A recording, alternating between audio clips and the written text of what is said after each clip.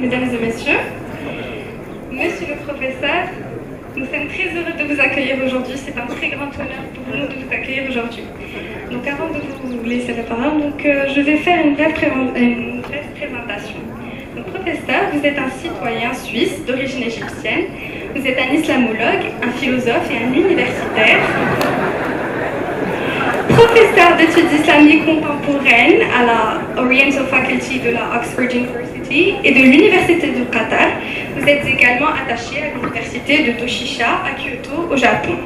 Professeur, vous êtes avant tout doctorant en philosophie et littérature française de l'Université de Genève et docteur ES Lettres en islamologie de l'Université du Caire. Excusez-nous du peu. Monsieur Ramadan.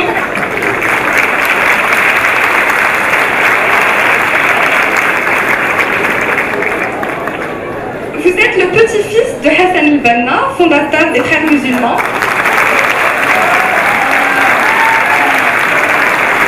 Et vous êtes très souvent accusé par procuration, comme vous le cessez de le répéter. Mais vous n'avez néanmoins rien envié à la notoriété de votre grand-père, puisque vous êtes considéré comme étant l'un des penseurs contemporains les plus influents. En effet, vous avez été nommé l'un des 7 penseurs religieux innovateurs du XXIe siècle par le magazine American Time. Vous êtes parmi la liste des 100 penseurs les plus influents du monde selon le Time Magazine, le Foreign Policy Magazine et le Perspect Magazine. Enfin, vous avez été nommé 51e de la liste des 100 penseurs les plus influents du monde par Global Thinkers en 2014. Vous êtes aussi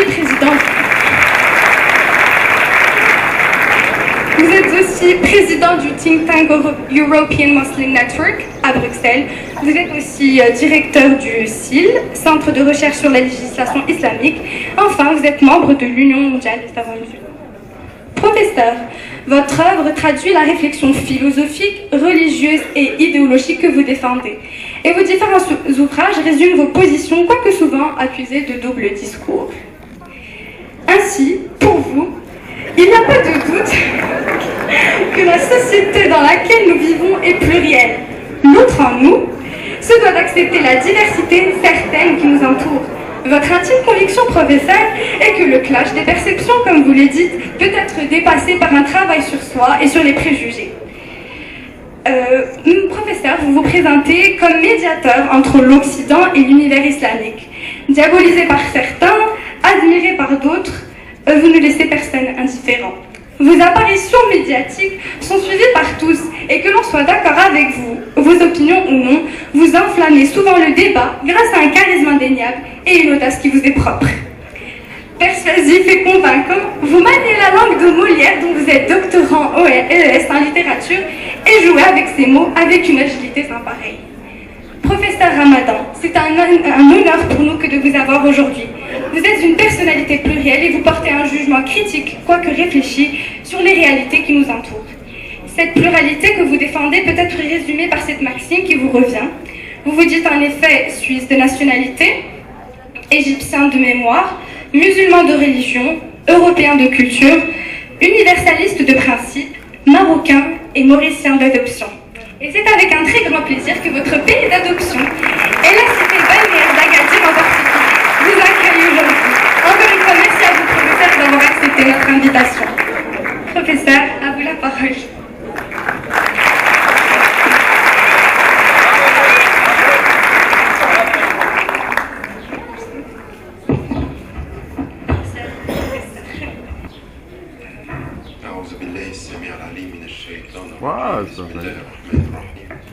والصلاة والسلام على أشرف المرسلين سيدنا محمد وعلى آله وصحبه أجمعين ونعوذ بالله من شرور أنفسنا وسيئات أعمالنا من يهدي الله فهو المهتد ومن يضلل فلن تجد له وليا مرشدا ونشهد أن لا إله إلا الله وحده لا شريك له ونشهد أن محمدا عبده ورسوله أيتها الأخوات والأخوة أحييكم بتحية الإسلام تحية من عند الله مباركة طيبة السلام عليكم ورحمة الله وبركاته.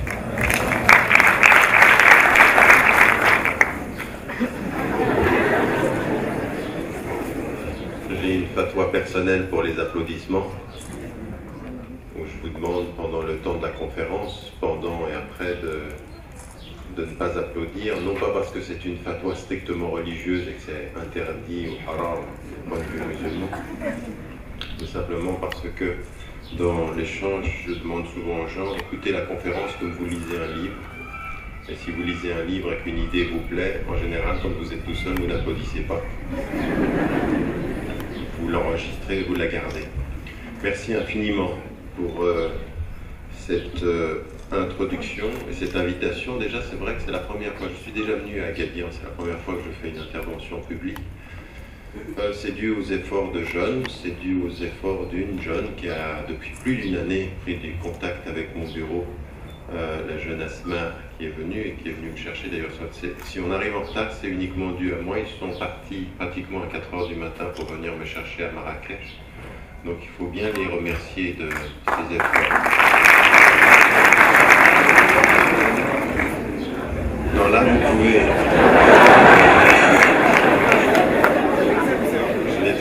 Je vais vous transformer en traumatisé des applaudissements. Non, quand ça ne concerne pas le propos, quand ça concerne les gens, les applaudir et les remercier, et en sachant qu'on ne remercie pas Dieu quand on ne remercie pas les gens.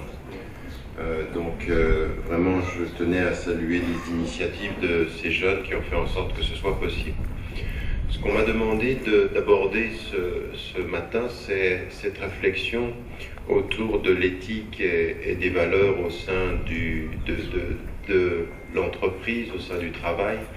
Et en même temps, je vais connecter tout ceci avec une certaine perception qu'on doit avoir de la vie et du travail dans la vie, parce que la vie a un sens pour nous, et c'est dans la perception de ce sens qu'il faut effectivement établir un rapport au travail. Au travail, comme avant même le travail, l'entrée dans la vie active, cela doit être également bien entendu avec l'éducation, avec l'instruction. Donc c'est toute cette réflexion autour de l'éthique, autour des valeurs qui doivent être les nôtres, et comment est-ce qu'on peut les comprendre.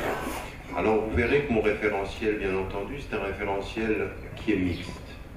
Il est bien entendu fondamentalement lié à la référence musulmane, mais avec cette idée tout à fait particulière que j'avais défendue dans le texte, le livre La Réforme radicale, mais également dans L'autre en nous, dont le titre anglais est meilleur que le titre français. L'autre en nous, ça peut donner l'impression qu'on est double. Oui, l'autre en nous.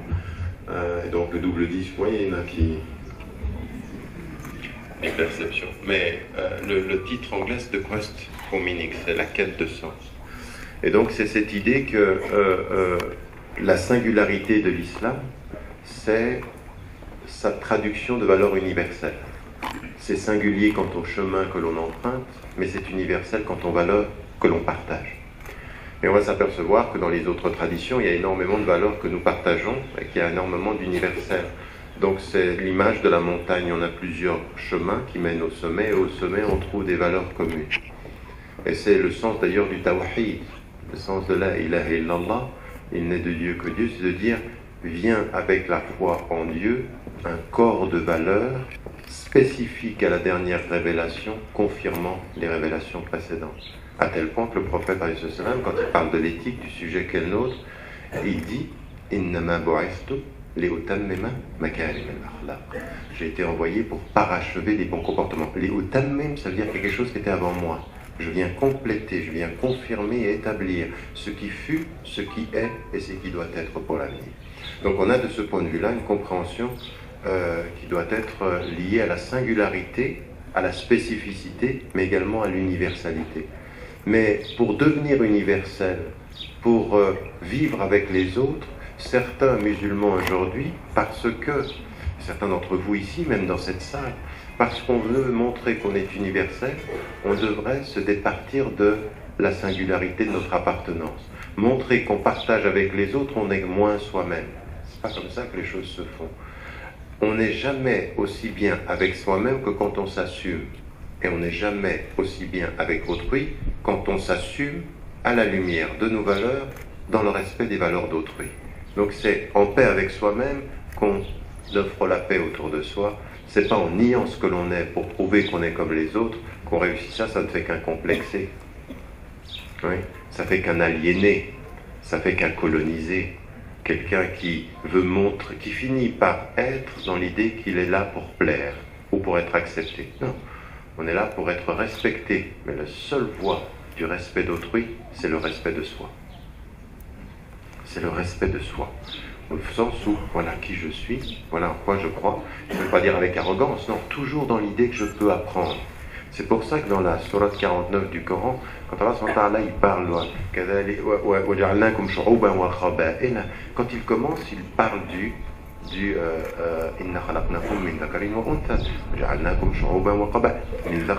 vous avez la même origine tous, vous êtes des frères et des sœurs en humanité, vous avez des nations et des tribus, et il a établi cette diversité, c'est-à-dire dans un travail de connaissance mutuelle. Mais ça veut dire quoi?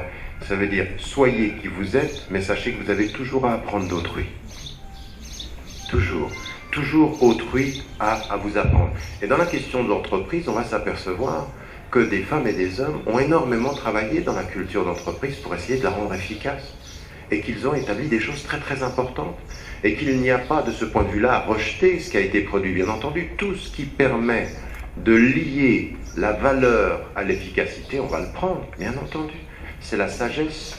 La sagesse, c'est le patrimoine humain. Personne n'a le monopole de la sagesse. Personne ne peut dire la sagesse, c'est moi. Il ne faut pas faire avec les valeurs ce que Rousseau disait qu'il ne fallait pas faire avec la propriété privée. Quand il est venu dire, le premier qui a posé quatre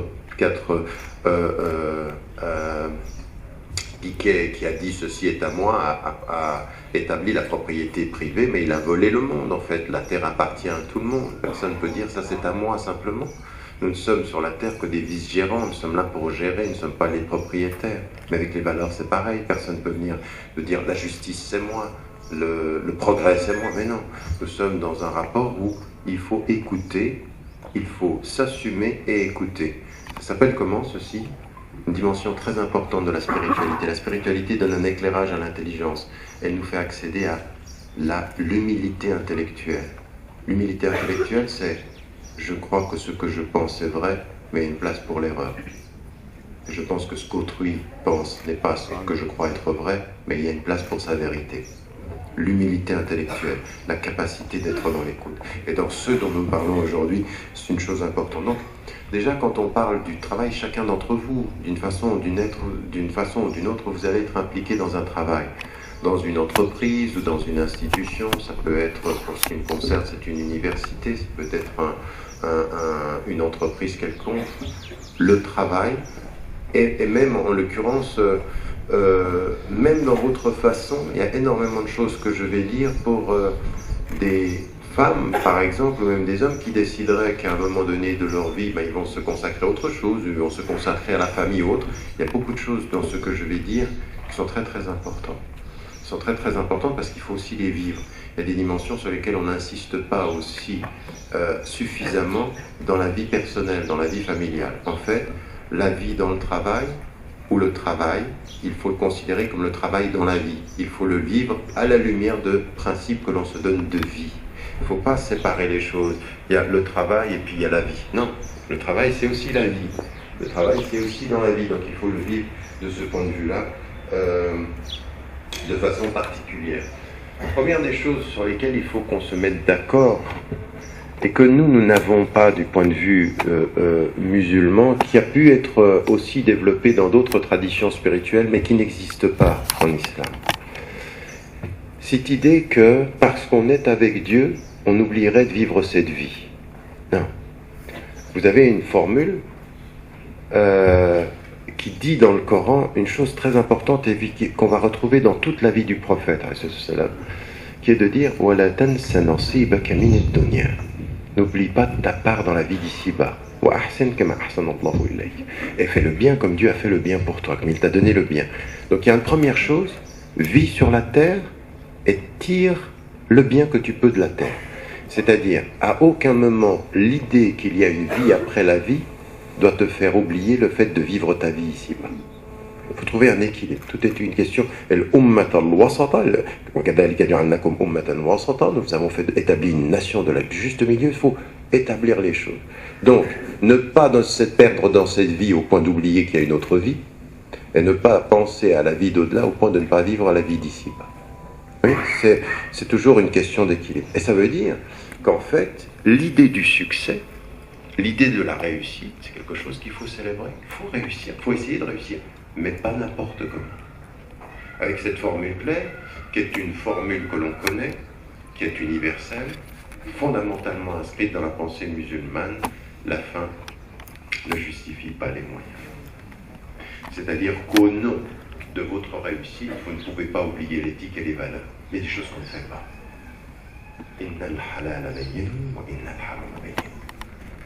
Le licite est licite, il est clair, et l'illicite, il est licite, car tu ne peux pas jouer avec les choses. Et quand tu veux réussir en mentant, eh ben, le fait de mentir, ce n'est pas une réussite. Quand tu veux réussir en trichant, tricher, ce n'est pas une réussite. Tu peux réussir devant les gens, mais devant ta conscience, t'as raté. Et ça, c'est ça la capacité de l'éthique. Se regarder devant le miroir en se disant j'ai réussi comment? Oui. Est-ce que j'ai réussi on est avec les moyens, qui sont des moyens justes, qui sont des moyens dignes, ou est-ce que j'ai réussi pour les gens? Est-ce qu'on pourrait être une réussite devant les gens, mais ensuite avoir des moyens qui ne le soient pas?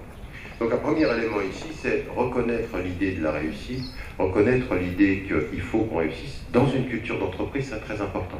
On est là pour un projet, on est là pour un engagement, il faut réussir. Et on doit se donner les moyens de réussir, et on doit se donner les moyens de réussir. La finalité, c'est le service, la finalité, c'est la réussite, mais les moyens doivent être aussi éthiques que la finalité. Donc on doit, de ce point de vue-là, protéger ceci. Ensuite, il y a une autre chose qui est importante dans la culture d'entreprise qui fait partie de la vie, c'est 3 dimensions ici. C'est l'idée d'un individu, c'est-à-dire que là où vous êtes au travail, vous devez prendre vos responsabilités, quel que soit votre niveau. Si vous êtes au sommet, comme si vous êtes un employé. À un moment donné, vous ne pouvez pas ne pas assumer vos responsabilités. Et dans la vie, c'est la même chose. Dans la vie, c'est la même chose. Vous ne pouvez pas aller, à un moment donné, vous savez, le fait que vous soyez là ce matin, ça prouve que vous avez une conscience par rapport aux valeurs, que vous suivez un certain type de discours. Ce discours vis-à-vis duquel vous ne devez à aucun moment être aveugle. Il y a des choses qui sont critiquables et à critiquer dans ce que je dis. Et la meilleure façon que vous aurez de m'aider, c'est pas de dire oui à tout ce que je dis, c'est d'être critique par rapport aux erreurs. Et il y a toujours des erreurs. Il n'y a que le Coran qui ne comporte pas d'erreur. Même le prophète, il dit dans son jugement par rapport aux gens, ne m'induisez pas en erreur. Celui qui vient et qui fait un faux témoignage et qui m'induit en erreur, il payera cher. Ça veut dire que je peux aussi être le Coran lui dit, il n'est qu'un être humain. Et un être humain, à des moments donnés, même quand il fait sa prière, il a pu se tromper dans le nombre de cycles. Et quelqu'un lui dit, mais ça a changé. Il dit, ah ben non, il recommence. Enfin, il continue. Donc même le prophète, et c'est inscrit dans le Coran, qu'il peut faire des erreurs de jugement. Ah ben c'est Watawala, il s'est renfrogné. Donc, de ce point de vue-là, on est dans cette conscience-là. Et individuellement, chacun d'entre nous, mukallaf. C'est-à-dire, on a une responsabilité, on devra rendre des comptes. Et quand on est dans un travail, on est lié dans un travail à quelque chose qu'on doit faire. Et on a la responsabilité. Si on a accepté le contrat de travail, on a accepté la responsabilité. Alors, on ne peut pas aller dire, non mais c'est le patron, mais c'est lui, mais je ne savais pas. Le jour du jugement dernier, on ne peut pas dire mon père, ma mère. Attends, ton père, ta mère, quoi? Viens. Parle de toi, là. Oui. Il y en a certains qui vivent une vie, mais à 100 000 lieues de l'islam, et ils disent, mais mon père, il était cher. Ah, mon père, il était cher. Ben, il aurait peut-être mieux fallu que ton père soit loin de l'islam pour que tu puisses justifier le fait que t'es rien. Parce que s'il était imam et que toi, t'es ouh, et là, ça va être, le compte va être doux. Parce que tu ne pourras pas dire que tu ne savais pas. C'est une auto-accusation de dire, moi j'ai... Oui, comme certains disent, moi je suis descendant du prophète. Ah bon? À un moment donné, vous avez que ça à dire, tout est dit. Ah bon? Et la cause est entendue. Vous renvoyez la personne à sa conscience. Nous avons donc des responsabilités. Et vous savez ce qui est dit dans le hadith du prophète, et les musulmans, et dans une autre version c'est le mu'minun, c'est les musulmans, quand ils signent un contrat, ils sont liés au contrat. Et donc quand vous avez un contrat de travail, quand vous avez un contrat de citoyenneté, vous devez respecter les règles, vous ne pouvez pas jouer. Donc on est de ce point de vue-là, dans un individu, dans une communauté. Et il y a quelque chose qui est plus important, c'est qu'on s'est aperçu aujourd'hui, en particulier dans les entreprises les plus performantes, comme par exemple aux États-Unis, qui font passer de l'individu à la communauté ou à la société au sentiment de famille. Faire de l'entreprise une entreprise avec un sentiment d'appartenance, la famille. Ouais. Alors vous entendez des gens qui disent en politique, ma famille politique. Là, c'est des définitions extensives de la notion de famille. Mais la culture d'entreprise qui devrait être une notion de... Mais ça veut dire quoi la famille? Ça veut dire qu'en fait, on ajoute à la responsabilité vis-à-vis du groupe le sentiment d'appartenance. On se sent appartenir. C'est ma famille. C'est une donnée affective. Et on sait une chose, c'est que la donnée affective est toujours, renvoie toujours à une plus grande responsabilité intellectuelle. Quand vous vous sentez appartenir, vous êtes plus efficace. En fait, on s'est aperçu de ça. Si vous faites venir des gens, puis on leur dit maintenant vous travaillez, puis vous êtes dans la communauté avec des règles, c'est bien. Mais quand il y a un sentiment d'appartenance, c'est mieux. Vous travaillez toujours mieux quand vous vous sentez partie de... Et ça, c'est très important, parce que ça fait partie de l'éthique. Créer une culture d'entreprise, un sentiment d'appartenance. Et ça, c'est vrai dans la vie, ça doit être vrai aussi dans l'entreprise. Et puis, à partir de cela, on a des principes, on a des valeurs, et il faut essayer d'en parler. Alors moi, ce que je vais faire, je vais commencer par la fin. Et tout ce que je vais vous dire, vous pouvez le prendre comme des règles par rapport à la vie, des règles par rapport au travail, et des règles tout seul quand on se regarde soi devant le miroir, puis on se dit qu'est-ce que je suis en train de faire de ma vie. Ouais. C'est autant la vie que l'entreprise que soi. Mais je vais bien sûr insister sur l'entreprise puisque c'est le sujet, mais je n'aimerais pas que ceux qui ne sont pas forcément intéressés par la culture d'entreprise oublient de regarder les valeurs qui sont mises en évidence par rapport à la vie collective, la société, par rapport à sa vie personnelle.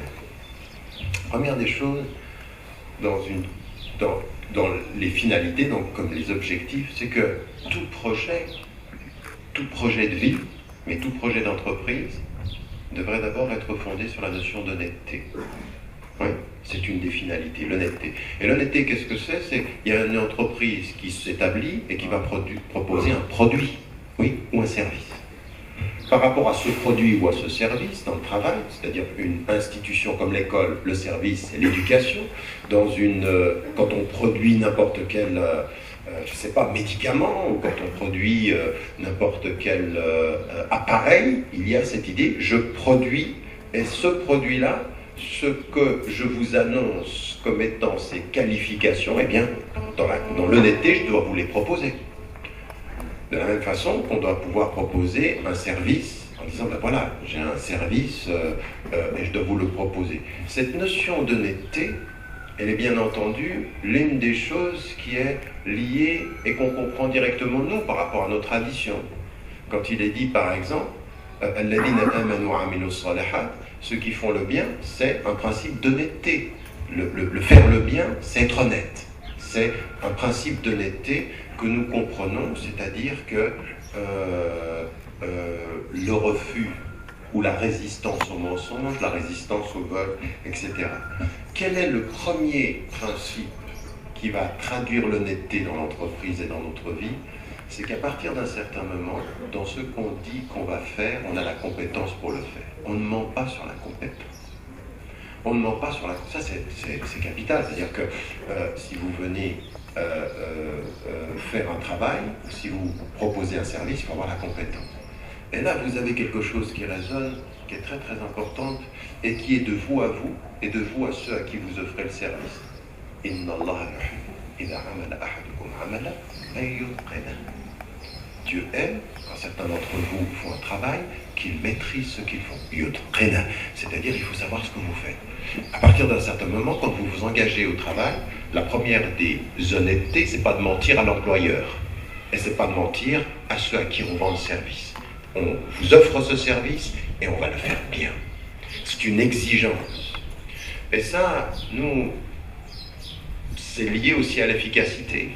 Et on s'aperçoit qu'il y a des personnes sans Dieu qui sont beaucoup plus honnêtes sur la compétence que des gens avec Dieu.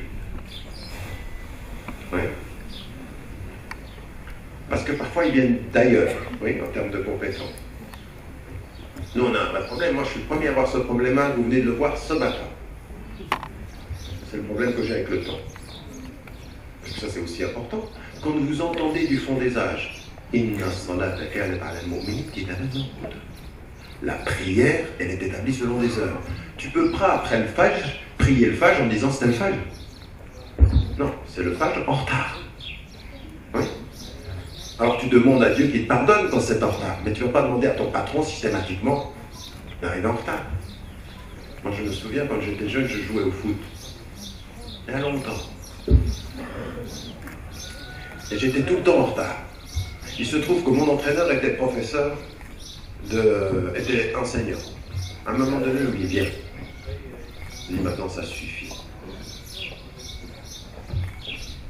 Tu es dans un groupe, l'honnêteté, le respect du groupe, c'est d'arriver à l'heure. Maintenant tu arrives en retard, tu ne joueras pas. J'ai jamais oublié ça. Ça fait 40 ans. J'ai jamais oublié ça. Enfin 40 ans, un peu moins. Un peu plus. L'honnêteté, c'est aussi de dire les chiffres exacts. 36 ans. D'accord. Ouais. Toujours est-il que c'est important ça. La compétence, elle est liée à ça, à ces gestions-là. Et nous, on doit en prendre de la graine. On ne peut pas, parce qu'on pense être... on ne peut pas toujours se justifier. On a la religion de la vérité et la culture de la détente. Oui.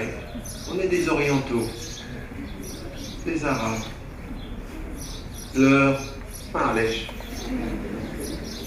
Ça va pas. À un moment donné, nous, on entend venir des États-Unis, le temps c'est de l'argent. On entend venir des 7 cieux, le temps c'est la vie. C'est la vie. C'est la vie, comment tu gères ta vie. Et la discipline par rapport à la vie, c'est beaucoup plus important de savoir que c'est de l'argent. Alors certains vont être très efficaces pour l'argent. Et d'autres devraient être très efficaces parce qu'à un moment donné, ils vont rendre compte. Hein. Oui. C'est pas leur patron. C'est à Rabbul Alamin. À un moment donné, il faut se poser la question de savoir comment on est. Et si le patron ne nous voit pas, si les autres ne voient pas, notre conscience nous voit. Vous avez lu le texte, d'ailleurs ça c'est dans la tradition mystique, et le muraqaba, c'est votre conscience qui vous regarde, oui. C'est ça qu'il faut faire tous les soirs, le matin, c'est s'observer, ne pas attendre de quelqu'un qui nous juge. Pour ne pas être victime du jugement des gens, il faut être sujet de sa propre analyse personnelle. Tant que j'ai un rapport à moi qui me fait mon propre jugement, là, je peux laisser les gens, je sais ce que j'ai à faire. Mais quand je m'oublie, finalement, tous ceux qui s'oublient, finalement, finissent par être enchaînés par le jugement des gens. Ils sont tellement peu dans la discipline personnelle que finalement, ils sont à l'affût de tout jugement extérieur. Mais le jugement extérieur est inversement proportionnel à la critique personnelle. Plus on se prend en charge, plus on se dit, juge comme tu veux, tu sais pas. Qui tu es pour me juger? Je fais mon travail. Mais quand on ne le fait pas, alors finalement, le jugement des autres devient inversement aussi important. Ce que je voulais dire par là, c'est qu'à un moment donné, par rapport à ce travail-là, par rapport à ce travail de ce qui nous est demandé, il faut avoir une conscience. Et là, je vous renvoie à un texte de Victor Hugo. Halal. Parce que je sais qu'il y en a certains dans les références, on même ici Victor Hugo. Oui, Victor Hugo, oui. Il a écrit un texte qui s'appelle La conscience. Ce texte-là, si vous le trouvez, lisez-le. Comment, à un moment donné, c'est dans l'histoire d'Abel et Caïn, la conscience suit la personne. Puis qu'à un moment donné, la personne se trouve dans la tombe et la conscience est encore là et le regarde. Nous, c'est ça. Notre vie, c'est ça. C'est à un moment donné, il faut avoir une conscience. Pas la conscience des accusés, mais la conscience des responsables. Pour ne pas avoir la conscience des accusés, il faut déjà avoir la conscience des responsables. Puis ensuite, on dépassera la conscience des accusés. Donc, dans notre travail, dans cette compétence, cette conscience, là, elle est importante. Et ça, c'est aussi une chose qui est déterminante. La deuxième chose qui est liée, vous voyez, j'ai un chapitre qui est l'honnêteté, puis ensuite 3 choses qui viennent dessous. La première des choses, c'est cette notion, dans la compétence, dans la honnêteté, il y a le service de la compétence. Et donc il faut que chacun d'entre nous, on essaye de travailler. Et la compétence, c'est jamais acquis une fois pour toutes. Jamais. Toujours il faut... La compétence, c'est une formation continue. Oui, chaque fois, il faut se mettre à jour. La deuxième des choses qu'on attend dans une entreprise, et ça c'est aussi capital, c'est la transparence.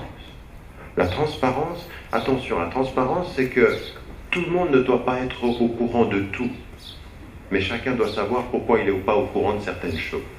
C'est-à-dire qu'il y a des responsables, ils parlent à un certain niveau, et on sait que ça parle à ce certain niveau. Il y a une transparence dans la délégation des autorités. On sait comment les choses se passent. Ce n'est pas des choses qui se font par derrière. La transparence, elle est importante à un moment donné, mais même dans notre tradition. Même dans la notion, par exemple, de la shura du prophète, à un moment donné, on sait qu'il réunit autour de lui des gens qui sont là depuis le début et qui ont une compétence. Et ceux-là vont décider. Les autres savent que les décisions se font en compétence, de façon transparente, sans forcément qu'ils y participent. La transparence, c'est pas de tout dire, mais de savoir là où les choses se disent. Et quelqu'un qui veut participer à une famille, il doit savoir, à un moment donné, quand vous êtes avec vos enfants, tu dis, attends, tu sais quoi? Tu vas dans ta chambre, je parle à ta mère. Ou je parle à ton père. Il y en a qui n'ont rien compris par rapport à ça. Ils veulent emmener les enfants et ils commencent à tout dire devant les enfants. Il y en a qui ne savent pas se retenir, ils sont tellement énervés qu'ils disent tout de toute façon.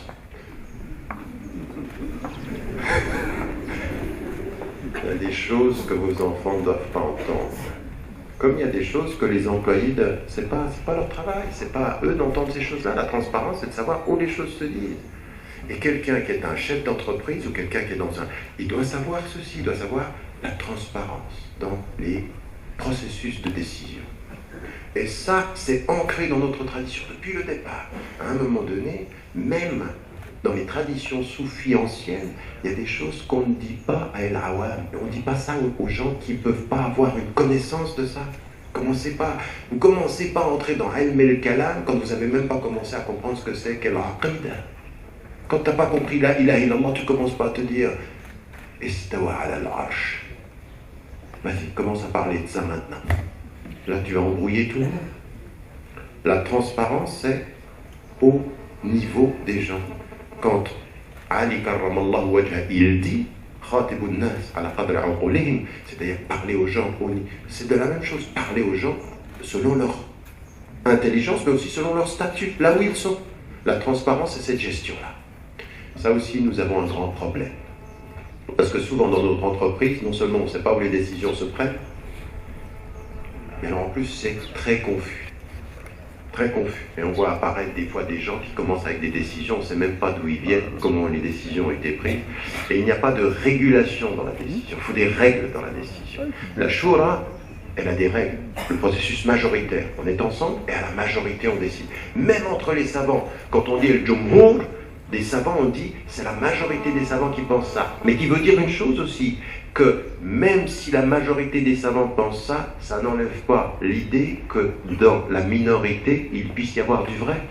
Et dans une famille, dans une entreprise, il faut qu'on sache ça. Il faut qu'on sache que même si nos décisions ne participent pas du courant majoritaire, eh ben ça a un poids, il y a quelque chose, on est respecté dans les processus. Donc ça participe de la transparence. Et puis il y a une autre chose dans une culture d'entreprise, et ça, les Américains sur ce plan-là, et les entreprises aujourd'hui qui sont à la pointe, vous voyez même au Japon, et de plus en plus en Chine, il y a une chose qui est importante dans l'éthique et les valeurs, c'est le respect des choix de conscience. Si vous voulez qu'une personne dans une entreprise se sente bien, il faut que sa conscience, elle soit en paix. Oui. Alors, c'est ce qu'on dit souvent à la France. Il dit, demandez à une personne de venir avec le foulard devant le travail, d'enlever le foulard, d'entrer, vous la voulez efficace, elle va faire le travail. Mais il y a quelque chose qui ne sera pas en paix. Et là, les Américains, ils n'ont pas du tout ce problème. Quand vous arrivez en Angleterre, vous arrivez à l'aéroport, on décide d'une chose. Le travail qui vous est demandé, c'est de le faire avec compétence et dans la transparence. Maintenant, vos choix de conscience, on les respecte. Faites comme vous voulez dans la conscience, mais le travail sur lequel on a signé, là, on va pouvoir vous juger. Tu ne vas pas commencer à me dire « Ah ben non, je ne suis pas venu au travail parce que c'était Jomra et donc... » Attends, tu nous dis exactement ce qu'il en est. Tu dois aller à la prière le Jumu'ah, d'accord, on se met d'accord là-dessus. Mais avant Jumu'ah, après Jumu'ah, tu travailles et tu fais ce que tu as à faire. C'est pas comme certains, nous c'est Ramadan. Alors j'arrive en retard le matin, j'ai pas dormi. Attends. Depuis quand Ramadan, c'est la flexibilité horaire? Ça se saurait ça. Il y en a pendant Ramadan, ils dorment le jour et ils s'éveillent la nuit. Puis après, non mais ça c'est pas un jeûne ça, vous avez juste inversé le jour et la nuit. Le jeûne, c'est on se réveille le matin, en fait. Non mais attention, c'est très important. Même dans la culture d'entreprise, c'est des choses qui sont extrêmement importantes. On doit respecter votre conscience, vous devez respecter les règles. Et ça aussi, quand j'arrive au Maroc, quand je viens à Casablanca, et que dans certaines cultures d'entreprise, on dit à des jeunes femmes que parce que le client, pour être choqué par le foulard, on aimerait que vous ne le portiez pas, on est au Maroc ou on est où? Où sommes-nous? On est au Maroc. Et au Maroc, devrait faire exactement le contraire. On devrait dire aux femmes, votre choix de conscience. Vous portez le foulard ou vous ne le portez pas, c'est votre choix. Mais nous, on n'a pas un contrat sur votre conscience. On a un contrat sur vos compétences. On n'a pas un contrat sur votre conscience. Votre conscience, vous la gardez, vous faites ce que vous voulez. Mais vous avez signé un contrat de travail et ce travail-là, on le fait. Donc, pendant le mois du Ramadan, le jour du vendredi, à la fin, il n'y a rien qui puisse justifier de la non-transparence. Comme nous on fait. Certains, c'est... Là, ils veulent justifier pendant le Ramadan qu'ils sont nerveux. Je suis désolé, moi je suis ton patron, tu te calmes. Et tu te maîtrises. Ou alors il faut revoir la façon dont tu jeûnes. Il y a un problème. Au contraire, le prophète il dit, quand quelqu'un vous agresse pendant le Ramadan, tu dis, je suis dans le jeûne, je suis dans la paix. L'autre il arrive, chaque fois qu'il parle, il commence à s'énerver. Il dit, mais tu dois comprendre. Je n'ai rien à comprendre. Il faut se maîtriser. Vous comprenez ça, c'est très important. C'est des choses qui changent tout dans la culture d'entreprise, qui changent tout dans la vie, mais qui déjà nous renvoient à nous-mêmes, dans nos responsabilités. Ça s'appelle comment? L'honnêteté. La compétence, la transparence et le respect de la conscience. Voilà des choses sur lesquelles il faut qu'on travaille. Mais nous, ça devrait être nos cultures, dans toutes les entreprises que vous avez, partout où vous êtes, ça devrait être des éléments qui sont importants. Deuxième des choses, comme finalité, la justice. Ça aussi, la justice, c'est, vous le savez, Inna Allah ya'muru bil-'adl. Wallahu yuhibbu al-muqsitin. Dieu aime ceux qui sont équitables et il veut la justice. Il commande la justice. Même il veut la justice, wal ihsan, c'est-à-dire l'excellence. Et l'excellence, c'est pas de nier la justice. L'excellence, c'est je sais la justice, je t'offre mon pardon. Oui. Mais il y a la justice d'abord. Oui. Il faut faire attention à ça. Quand quelqu'un vous vole une bicyclette, c'est pas tu la gardes et... Non, attends, amène la bicyclette, après on discute. Ça, c'est ce qu'on a besoin de dire aussi à Israël et les peuples palestiniens. Et les terres palestiniennes. Attends, vous rendez et puis après on discute. On dit, on ne va pas vous pardonner après que vous ayez détruit et colonisé. Il y a une justice, pas de paix sans justice, mais en même temps, il y a l'excellence par rapport à ça. Et dans le travail, la finalité de la justice, elle est importante. Et qu'est-ce qu'elle dit, cette finalité de la justice? C'est ce que je disais. C'est qu'à partir d'un certain moment, dans la justice, dès qu'on a un rôle, il y a le chef d'entreprise, il y a l'employé.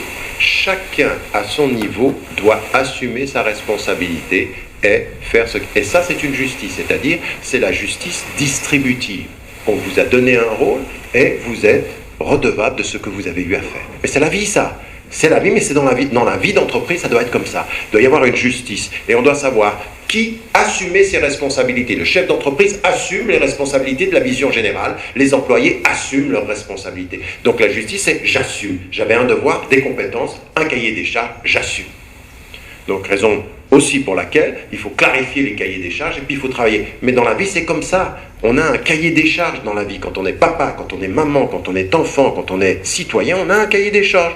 Donc assumer ceci et assumer ces rôles ici, la clarté de ceci et aussi la clarté de la délégation. Ça aussi, c'est important que dans les entreprises, et ça, on a un vrai problème. Nous, on a un problème dans les entreprises, on a un problème dans les institutions. Souvent, on est assis, on se dit, regardez-moi, ces gouvernants qui restent au pouvoir et qui ne délèguent rien. Après, on regarde, nous, comment on agit dans nos institutions, on fait la même chose. C'est-à-dire, on dirait que c'est le miroir il y en a qui restent à la tête d'une organisation et d'une institution pendant 25 ans. Et ils sont assis, puis ils disent, regardez-moi, ces dictateurs. Oui, non mais attends. faut déléguer. La délégation dans la justice est importante. Ça aussi dans les entreprises. Pourquoi? Quand vous voyez des entreprises qui sont dynamiques, vous apercevez qu'en fait le roulement il se fait presque chaque 10 ans. C'est-à-dire qu'au maximum vous pouvez rester, mais vous avez un roulement de génération sur 4 ans, 3 ans, 5 ans. Et puis il y a le sang neuf qui vient, l'énergie. À un moment donné, il faut assumer le fait que votre énergie créatrice, elle diminue. Donc il faut lâcher. Et nous, on a un problème aussi de compétence. Il y en a certains, dans certains domaines, c'est parce qu'ils connaissent le Coran qu'ils seraient habiles à tenir. Mais non, le Coran, c'est le Coran. C'est pas pour ça que tu sauras tenir une organisation. Tu peux être excellent dans le fiqh et nul dans l'entreprise. Ah oui, ton autorité religieuse ne te donne aucune autorité là. Il y a des spécialistes là. Et c'est pas ton travail. Donc là aussi, il y a la justice, connaître cette compétence et ensuite déléguer ce pouvoir-là. Et une autre chose aussi, dans la justice, c'est très important pour nous parce qu'il y a beaucoup de choses à changer dans le monde arabe. C'est la reconnaissance du mérite dans la justice. C'est que, c'est pas forcément la méritocratie, mais quand on a une compétence et qu'on travaille, il faut que ça soit reconnu.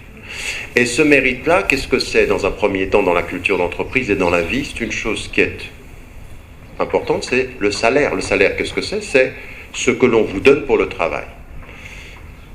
Le grand problème de la corruption de nos sociétés, c'est qu'il y en a, pour un certain type de travail, ils ont des salaires absolument fous. Et nous, on a normalisé ça. Moi, je ne sais pas, quand on voit des joueurs de football, chaque fois qu'ils touchent la balle, on a divisé son salaire par le nombre de fois où il touche la balle.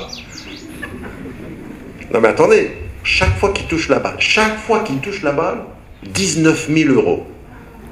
Ça fait cher le toucher quand même. Et l'habit qu'il porte, qui vient de grandes corporations, Nike, celui qui l'a fait, celui qui a fait le maillot qu'il porte, il travaille 18 heures par jour et il gagne $1 par jour dans certains pays d'Asie. $2. S'il a de la chance, $5. Et nous on regarde ça, et on dit il joue bien quand même. Et il y en a même qui regardent la télévision et disent « Avec tout ce que t'es payé, tu sais pas faire une passe !» Ça vous fait rire, mais c'est dramatique. C'est un monde de fous. C'est un monde de fous. Celui qui fait le maillot.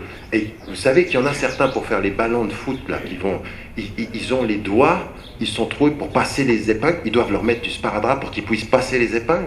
Mais c'est de l'esclavage moderne. Et là, on est dans un monde de fous, il n'y a plus d'ordre, il n'y a plus de mesure. C'est celui qui fait plus d'argent qui est payé, mais n'importe comment. Il n'y a plus vraiment... À partir d'un certain moment, on peut voir ce monde-là puis faire la même chose. À partir d'un moment, il faut se regarder aussi et se dire, dans mon entreprise, dans mon travail, au mérite, selon les compétences et selon le travail qui est fait, avec une condition nécessaire, et devrait être une des résistances majeures du monde majoritairement musulman. C'est qu'une femme ou un homme qui travaille, c'est en fonction du même mérite. Que, quel que soit le genre, quelle que soit la femme ou l'homme, à compétence égale, salaire égal. Point. Pas de discussion. Donc, tout ce qui faisait qu'on a 30% de salaire en moins, ça n'est pas légitime. Il n'y a aucune légitimité à ça. Donc, la promotion du travail des femmes, et le fait que le salaire doit être égal, ça c'est une chose qui ne se discute pas. Et ça devrait être là, au lieu de toujours recommencer les discussions sur est-ce qu'on a le droit de porter le foulard ou pas. On dit, écoutez, le foulard, c'est le choix de la conscience d'une femme. Elle veut le porter, elle le porte, elle veut pas le porter, elle le porte pas, ça ne vous regarde pas, c'est entre elle et Dieu, elle et sa conscience. Point. Vous rentrez pas là-dedans. Maintenant, on va en parler d'autre chose. Au lieu de me parler de comment elle s'habille, parlez-moi de comment vous la payez. Et là, on s'aperçoit qu'il y a un problème. Il y a un problème puisqu'on va à des différences de salaire de 10 à 30% pour le même travail. Et donc nous, on devrait être à la tête de ces réformes-là. Ça fait partie de la justice dans le respect, en l'occurrence, des salaires. Ensuite, troisième valeur, finalité, pour aller vite, c'est celle de la dignité. Et vous le savez, du point de vue islamique, au-delà des hommes et des femmes, au-delà des religions, au-delà des spiritualités, au-delà des cultures, vous avez cette formule qui nous ramène à ce que je disais de la sourate 49, « Walaqad karramna bani Adam ». Nous avons donné la dignité aux êtres humains, hommes ou femmes, de quelque genre et de quelque couleur qu'ils soient. Et là aussi, il y a une chose qui est importante dans la dignité. Qu'est-ce que c'est la dignité? La dignité, c'est que dans le travail que vous faites, vous ayez une dignité humaine qui soit respectée. Vous savez, on a oublié quelque chose que disait, parce qu'on l'a rejeté dans le passé de l'histoire, mais dans la critique que Karl Marx faisait du capitalisme, il disait une chose qui était intéressante. Il disait, vous savez, l'artisan, quand il faisait un produit, quand le produit était fini, il y a une sorte de satisfaction parce que le produit représentait sa créativité à lui.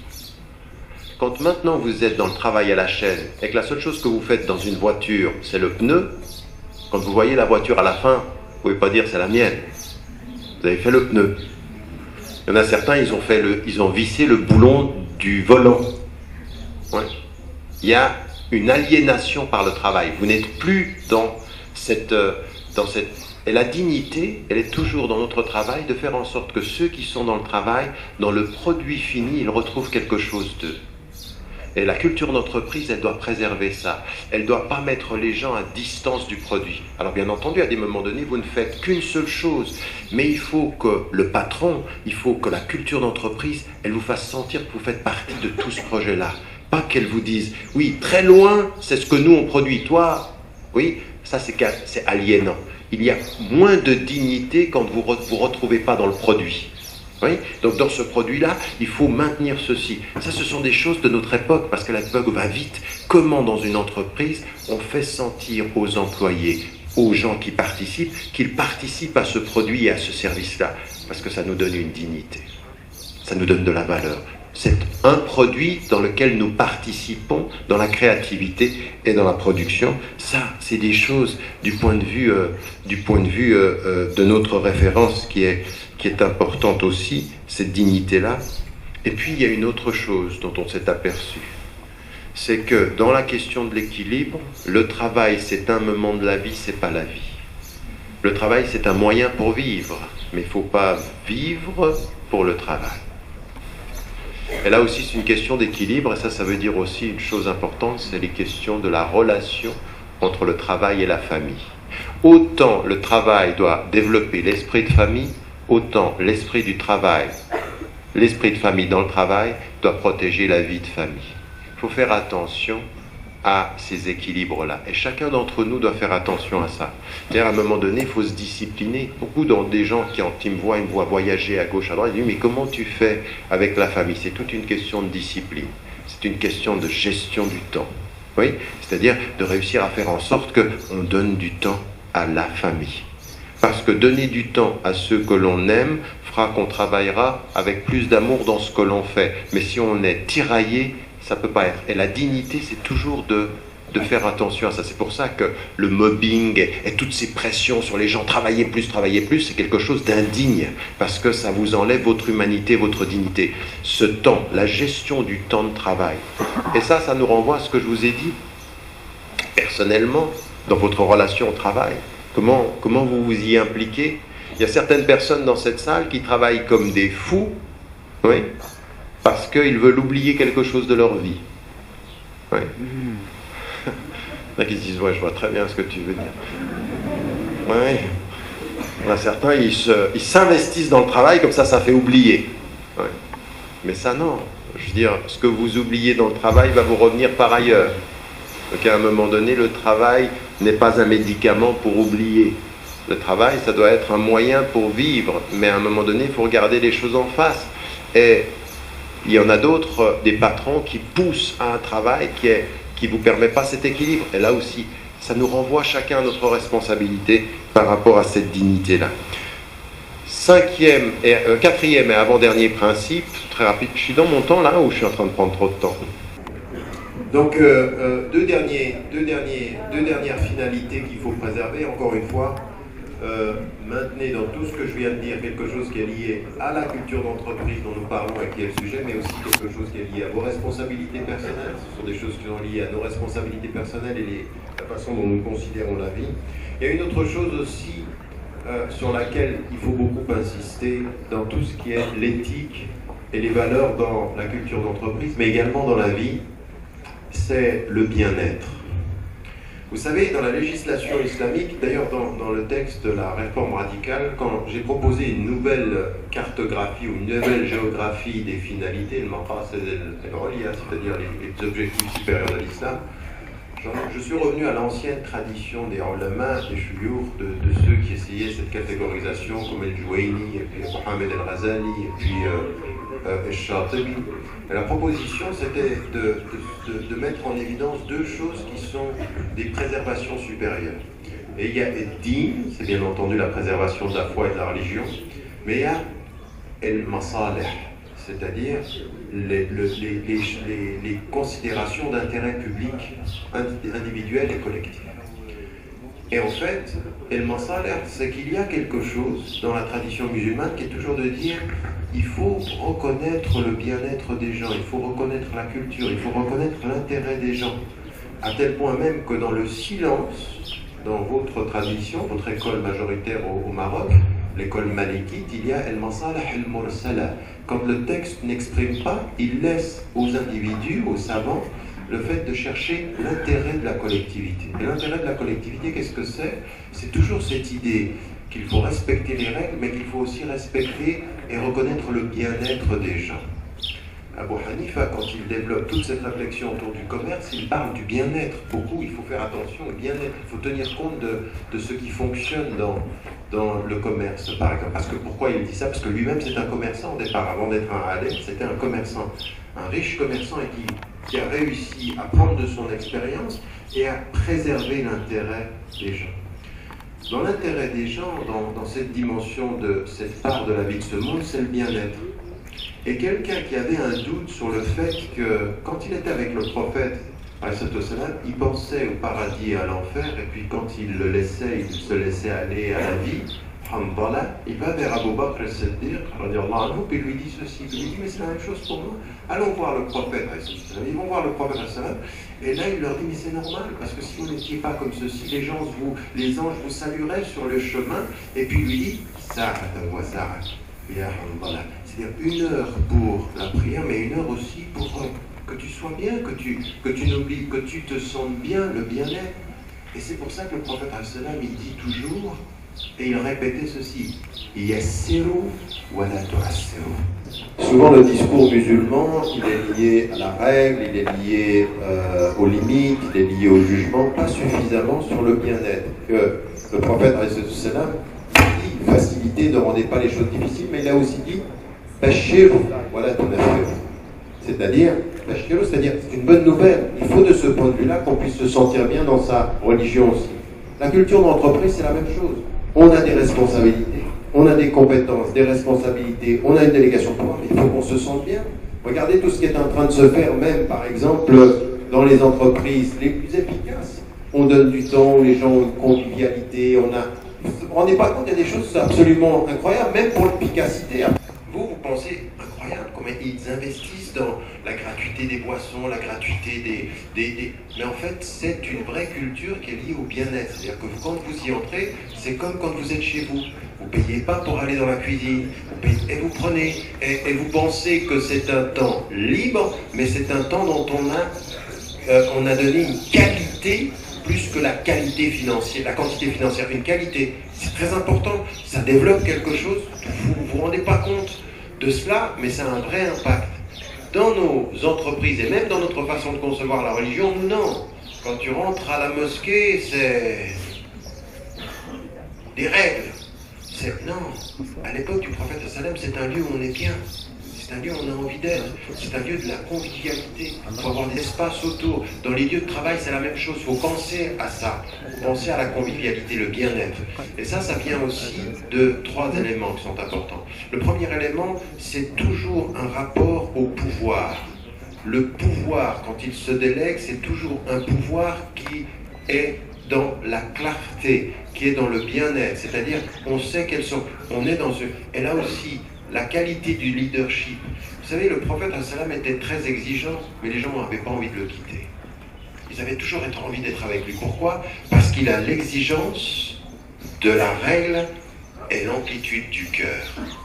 Quand les gens viennent, il ne les juge pas, il les protège. Vous savez, celui qui est venu et qui a fait ses besoins dans la mosquée, les gens, ils avaient envie d'aller le frapper de la...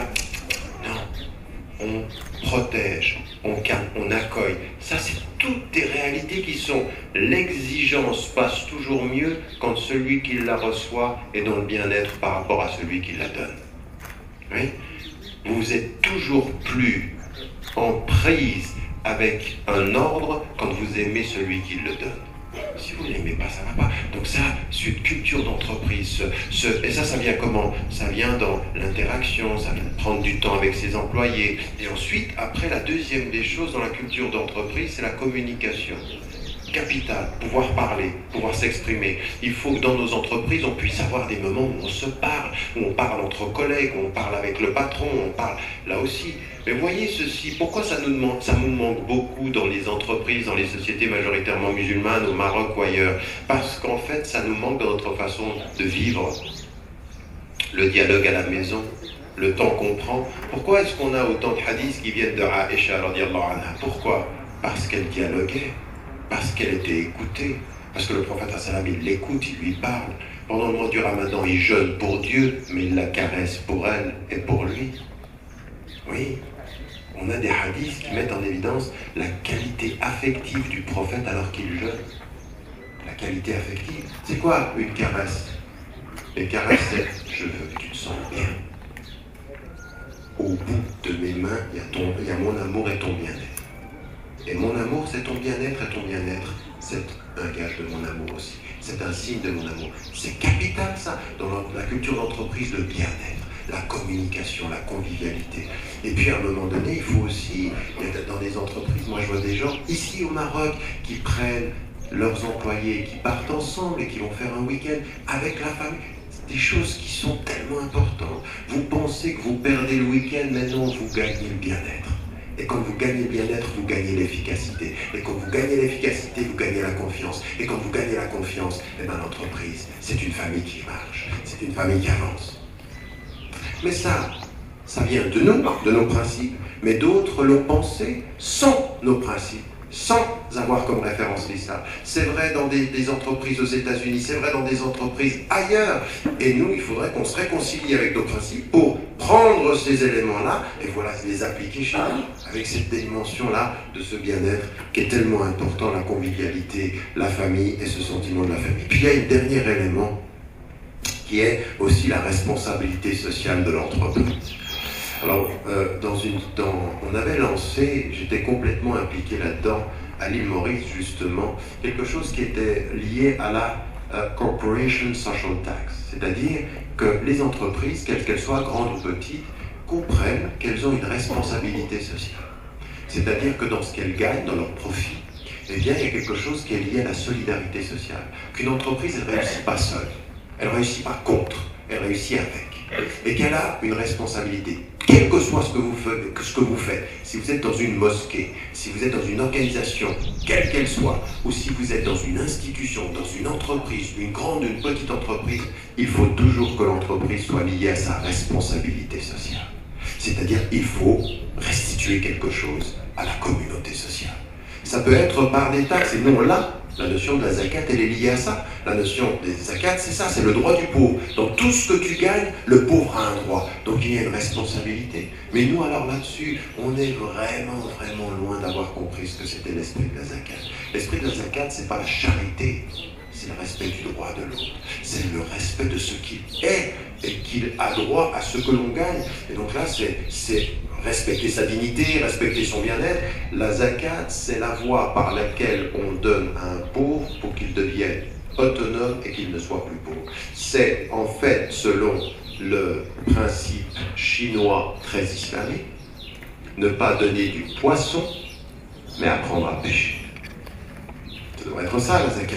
Donc on apprend aux gens à pêcher. Donc donc une organisation, où que vous soyez, si vous êtes dans une entreprise aujourd'hui et que vous voyez que cette entreprise-là, elle n'a pas de responsabilité sociale, il faut que vous soyez des agents pour créer cette envie dans l'entreprise. Vous allez voir le patron, vous allez voir les collègues. Est-ce qu'on ne peut pas, à partir de notre entreprise, faire quelque chose qui soit une restitution sociale, c'est-à-dire un projet de solidarité? Ça peut être encourager des jeunes qui sont ici au Maroc et qui ne peuvent pas aller à l'école. l'école, un projet autour de l'école, un projet autour de la société, un projet autour de la construction. Toute institution doit reconnaître cette responsabilité sociale. Ça, c'est une chose sur laquelle on doit le faire. Donc des projets de visibilité, rendre l'entreprise visible différemment. Visible non pas dans sa réussite, mais dans son service. Et que son service, ce soit une partie de sa réussite. Oui, ça c'est une responsabilité. Et on a ça partout aujourd'hui. Vous avez des gens qui... Mais il y en a certains qui confondent ça avec uniquement faire de la publicité. On aide même les pauvres. Mais non, il ne faut pas faire que de la publicité avec ça. Il faut que ce soit quelque chose d'honnête et quelque chose qui soit sincère. Quand on revoit tout ceci, tout ce que je viens de dire, les 5 principes, le principe d'honnêteté, d'accord, si on les reprend, le principe d'honnêteté, le principe de justice, le principe de dignité, le principe de bien-être, et le principe de responsabilité sociale, et qu'ensuite on les décline comme je l'ai fait, vous apercevez que ça donne un cadre. Et ça veut dire que dans la culture d'entreprise, la réconciliation avec nos valeurs, la réconciliation avec l'éthique, ça vient d'une vision, les finalités, ce qu'on veut faire dans le travail. Mais vous avez bien compris aussi qu'il n'y a pas une chose de ce que j'ai dit que vous ne pouvez pas appliquer dans votre vie.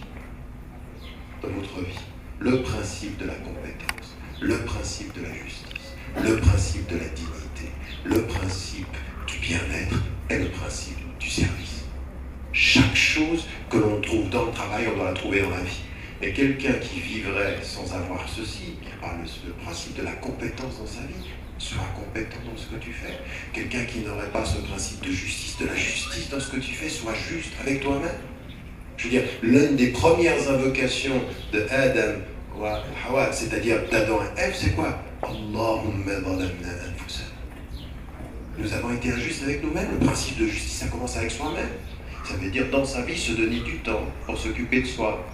Donner du temps au travail, mais donner du temps à celui qui travaille, à son cœur, à tous les éléments. Donne à chaque élément de ta personne son droit. Ça, ce sont des choses qu'il faut appliquer, le principe de justice. Le principe également du bien-être. C'est-à-dire que, vous savez, on vous a dit, moi j'avais ma première maîtrise, c'est une maîtrise en littérature française. Le fait que je vous parle français comme ceci, que je me sois impliqué dans cette langue-là, parce que je suis un amoureux de la langue au départ. Et ensuite, je l'ai fait comme en arabe et comme en anglais, mais un amoureux de la langue. Et c'est ma première littérature. Moi, j'ai eu une maman, Hafidhah Allah, quand elle est venue, après que j'ai reçu le Coran, qu'est-ce que j'ai reçu? Un livre d'Alfred de Musset. Elle ne comprenait même pas le français, mais elle me dit, c'est beau ça. Elle me disait, c'est beau ça. Et effectivement, je dis, à un moment de bien-être, la poésie, c'est halal. Ça dépend laquelle. C'est des poésies, vous savez bien. Non mais la poésie, les mots, la créativité, le bien-être. Et de ce point de vue-là, il faut qu'on fasse très attention à ça. C'est vrai dans notre vie, ça doit être vrai dans l'entreprise, ça doit être vrai dans nos familles. Il doit y avoir des moments dans la famille où à un moment donné, nos enfants, comme nous-mêmes, on n'est pas mobilisés par la règle, on est ensemble dans le bien-être. Et ça se gère. Il faut beaucoup de discipline pour gérer le bien-être. Il faut beaucoup de discipline pour se donner des temps sans discipline. Oui. Par exemple, quand on va manger ensemble, il n'y a pas de télévision, il n'y a pas de téléphone, il n'y a pas de radio, il n'y a pas de mobile. T'es avec moi. D'accord? T'es en face de moi. Pas de téléphone, pas de télévision. Je disais souvent à certains, ils disent, on est ensemble, on est autour de la même table, on regarde tous dans la même direction, mais on ne se regarde plus. Et on est tous vers la télévision. Non. À un moment donné, ça se gère, ça. À un moment donné, ça aussi, les moments où on mange ensemble, il faut les protéger. Et s'il y a une chose dans le monde contemporain que du fin fond du Maroc à Agadir, vous devez protéger, c'est ces moments-là, ou de l'ancienne tradition, quand on mange ensemble, on est ensemble, c'est mon cœur, c'est mon être, c'est mon corps, on est ensemble. Et tout ce qui va parasiter la communication, il faut l'enlever. Parce que sinon, ça ne peut pas être. C'est l'attention que je me porte et l'attention que je te porte qui fait et qui est la preuve de l'amour que l'on se porte. Donc ça, ce sont des choses, c'est qu'il faut discipliner le bien-être, mais il faut le faire l'intégrer aussi dans notre vie. Et à des moments donnés, il faut faire attention à ces instruments de bien-être qui sont des instruments d'isolement. d'individualisation. Dans, je ne sais pas si vous avez regardé les jeunes aujourd'hui avec leurs écouteurs, là. Ils sont dans le bien-être, mais ils sont tout seuls. Et dans le bien-être, ça se discute ça encore. Avec ce qu'ils entendent, à un moment donné, ceci, c'est important. Et puis ce que je disais, servir, le service, le don, prendre de son temps. Vous savez, je termine par ceci, vous avez dans le Coran, de ce qu'on leur a donné, ils donnent, de ce qu'on les a gratifiés. Certains d'entre vous ont été gratifiés de temps, certains ont été gratifiés d'un sourire. Il y en a, vous savez, le sourire pour ton frère et ta sœur, en humanité comme en islam, c'est une sadaqa. C'est comme une aumône. Mais vous savez ce que ça veut dire le sourire? Le sourire, c'est une façon de voir la vie, c'est une façon d'être positif, c'est une façon d'accueillir les gens. Le sourire, c'est une porte ouverte. C'est une porte ouverte. C'est mon cœur est ouvert, viens. Mais ça, c'est très important de comprendre que nous avons, de ce point de vue-là, à donner des sourires. Parce que c'est ce que nous avons. À donner de l'argent quand nous en avons, à donner du temps quand nous en avons, à donner des compétences de savoir quand nous en avons. Chacun peut donner de ce qu'il a et tout le monde a quelque chose. Personne ici dans cette salle n'est démuni de tout. Personne. Et c'est comme ça qu'on commence positivement. Donc une vision qu'il faut avoir par rapport à l'avenir, les étapes, les responsabilités que nous avons à faire. Et puis toujours, ce qui nous est dit dans Surat Al-Rahman, la tukhsirun mizan. Trouvez toujours l'équilibre entre les choses. Vous, la collectivité, le travail, la famille, ça ce sont des éléments, vous voyez, c'est comme la vie, c'est un sentiment aussi très important par rapport à la dignité, puis tout ceci à la lumière de ce que nous pensons, c'est que cette vie-là, elle a un sens. Cette vie a un sens. Et il faut que le travail, l'éthique, les valeurs soient à la lumière de ce sens. Inch'Allah, que Dieu nous aide. Wallahu a'lam wa a'lam wa ahkam. Alhamdulillah.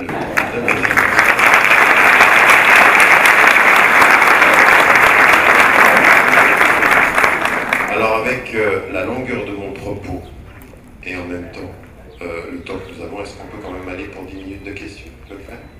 On peut? Ça, alhamdulillah.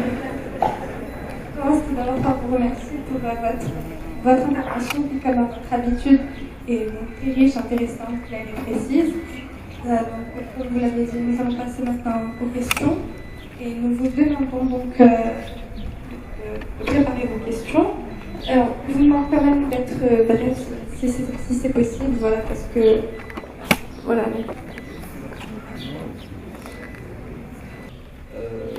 Et donc, comme vous savez, donc l'évasion fiscale consiste à trouver la voie la moins imposée avec des moyens légaux.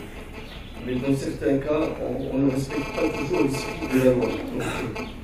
Donc, comment est-ce qu'on peut être en cas avec soi-même en sachant qu'on conseille en respectant la loi, mais pas son esprit? Je pense que ce genre de difficulté se pose à plusieurs différents autres métiers comme fiscaliste ou notaire notamment. Voilà,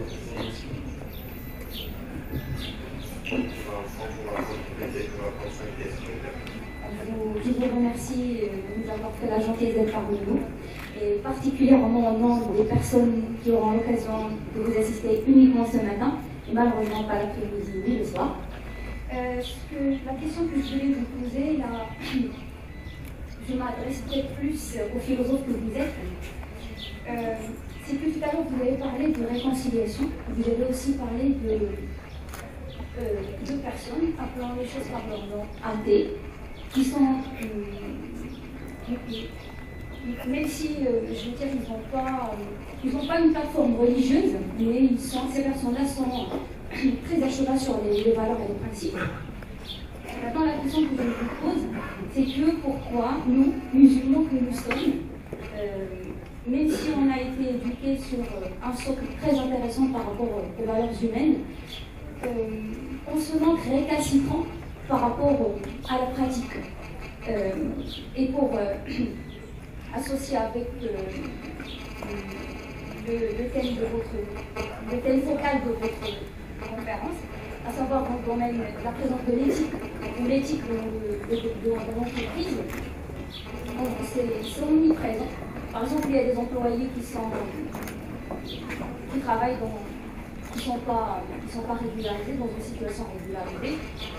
On peut parler aussi de l'harcèlement sexuel à l'égard des femmes, sans parler également des personnes qui sont compétentes, qui travaillent avec des salaires moins intéressants que d'autres personnes qui sont moins compétentes. Donc, à votre avis, qu'est-ce qui est à l'origine de ce qui va entre ce que l'on sait et ce que l'on fait, le savoir et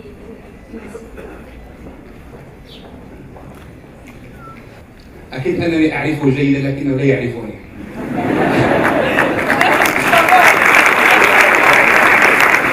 نعم، تعرفت إليه أول مرة سنة 2004 عندما جاءني أخ كريم وهو الدكتور محمد همام آخذ معه كتاب لميزيلمون دون لا ليسيتي، واقترح علي ترجمة الكتاب إلى العربية، ونهضت بالمسؤولية 3 سنة كاملة.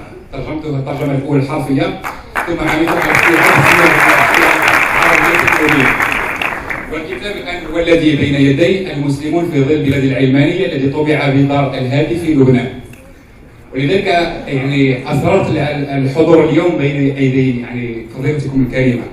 أريد أن أذكركم بلقطات أو بكلمات يعني تكلمتم بها في هذا الكتاب، وهي تتعانق مع ما طرحتموه اليوم من أفكار.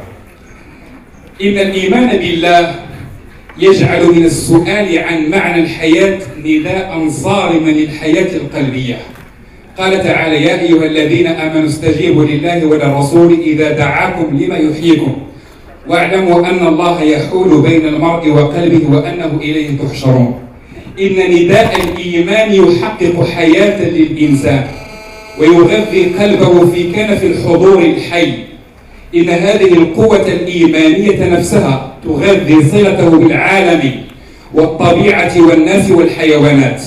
والمؤمن لا ينسى بحال غايات الوجود، فالعالم فضاء من الإشارات والعلامات التي تذكرنا بالله وبحقه على الخليقة وبما أوجبه من فرائض على الإنسانية.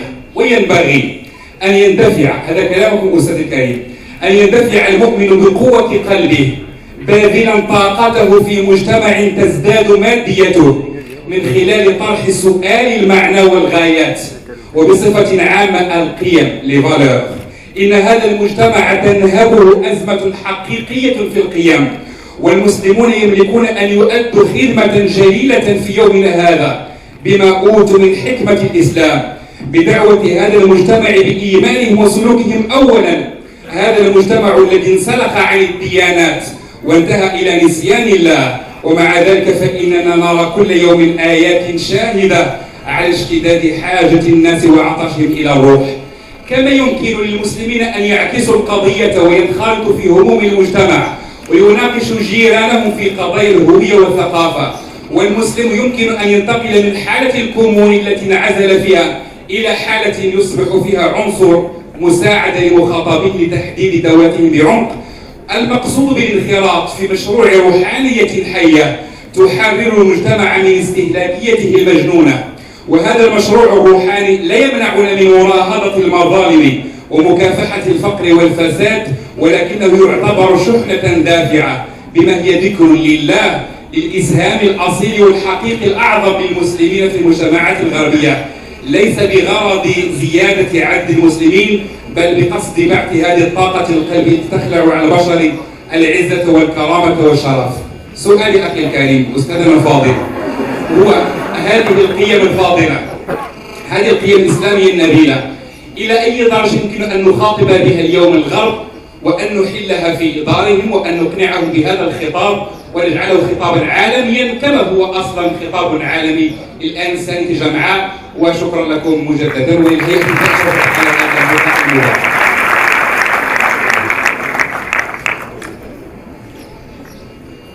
Ma question, en fait, c'est que en ce moment, on remarque vraiment l'introduction de l'éthique dans le monde des entreprises, et souvent de signes religieux. Par exemple, on va constater qu'on a de plus en plus de hijab, de barbe, ou même on entend du Coran dans les couloirs des entreprises. mais on est rapidement choqué par le comportement de ses employés. Par exemple, on peut être dans une administration, on peut écouter le courant, la personne est en train d'écouter le courant, et en même temps, elle ne va pas faire son travail correctement, elle va même refuser de le faire. Et la question, en fait, est-ce que dans ces contradictions, est-ce que c'est un problème de compréhension, de faire, ou est-ce que c'est un problème de purification, de tazkiya, qui fait que les gens aujourd'hui, une bonne partie de personnes qui introduisent l'éthique dans l'entreprise se contentent d'introduire des signes de religiosité que de vraiment des valeurs profondes dans le comportement. Et puis, je vais rejoindre ma deuxième question à la question qui était posée au début. Souvent, les entreprises, les PME aujourd'hui se confrontent à des problématiques de salaire. C'est-à-dire qu'elles peuvent recruter des personnes qui doivent être payées à une certaine rémunération, mais l'entreprise elle se trouve, ou le patron se retrouve dans une situation où il ne peut pas payer ce salaire-là. Vous voyez un contrat qui est fait entre le salarié et le patron, dans lequel le salarié va accepter un salaire moindre, mais dans ce cas-là, comment le patron peut vivre en paix en sachant qu'il ne paye pas vraiment correctement la personne selon ses compétences. Merci.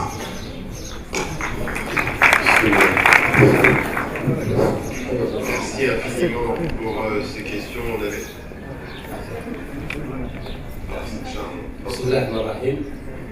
الشكر والتقدير للأستاذ الدكتور طارق رمضان وللهيئة المنظمة لهذا اللقاء المبارك. وهو الدكتور عندما تكلم على 36 سنة سابقا، أنا سأتكلم على 36 سابقا عندما حضرنا مع حضرة الوالد في جنيف في المركز الإسلامي رحمه الله. والأقدار تشاء أن يكون هؤلاء الرجال يخرجوا لكي الحمد لله يربوا من أمثال الدكتور طارق رمضان وهاني رمضان، بالمناسبة اللي هو يستحق كل تقدير، لأن في التقدير هناك تكامل بين الدكتور طارق رمضان وهاني رمضان، لأنه عنده رقائق وعنده هذا، وكنا نحن طلبة في ليون مع نهاية السبعينات الثمانينات تأتينا المركز الإسلامي بجنيف، وكان يأتينا إلى مرسى فيما بعد. فإذا شكرا لهذه الطاقات. وسؤالي وهو هذا السؤال الوجيه الموجع، نحن عندما نتكلم على المقاولات هناك مقاولة عظيمة وكبيرة جدا، وهي المقاولة التربوية التعليمية التي فيها رجال ونساء ما شاء الله. نتكلم عن الواقع المغربي بأن فيه كثير من الاستثمار، كثير من الأموال، كثير من الرجال والنساء، وكذلك في واقع العالم العربي والإسلامي. فنرى بأن هذه المقاولة إلى الآن عندها محدودية في تخريج أجيال متكاملة من هذا النوع، يكون فيها ذلك التكامل بين ما يسمى معارف الوحي والمعارف الإنسانية والمعارف الكونية وكل هذه الأمور. فإذا السؤال الكبير بهذه التجربة التي لكم وبهذا العطاء وبهذه الدراسات وبمعرفتكم بالواقع الغربي والواقع الإسلامي والعمقه وكل ما فيه، كيف ترون أن تخرج هذه الأمة من هذه الإشكال الكبرى حتى تبقى هذه المؤسسة التعليمية هي أول مقاولة لإنشاء هذا الإنسان المتكامل الذي يستطيع أن يصنع المعجزات كما فعلت بعض الدول التي هي في الطريق مثل ماليزيا وربما إلى حد ما تركيا. وشكرا وبارك الله فيكم.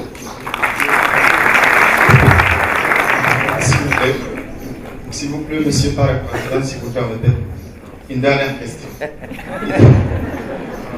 Qui est liée directement à la question de culture d'entreprise, cette conciliation entre l'éthique et la culture. Donc, ma question est la suivante. C'est quelle conciliation peut-on faire entre culture d'entreprise et création de valeur? Et là, je parle essentiellement de la valeur immatérielle et non pas la valeur matérielle. Un. Deux, comment vous voyez l'avenir de l'éthique dans un environnement aujourd'hui qui est caractérisé par la numérisation et la virtualisation? Sachant que lorsqu'on parle de l'éthique, on est bien censé de parler des individus devant nous. Aujourd'hui, on est dans un monde où il y a le numérique. Ce qui fait que je peux travailler avec une personne en Inde, une autre au Djibouti, l'autre en Centrafrique, l'autre en Amérique, et on forme une entreprise, on est censé de créer une culture. Alors comment vous voyez la question de l'éthique dans ce genre d'entreprise? Merci.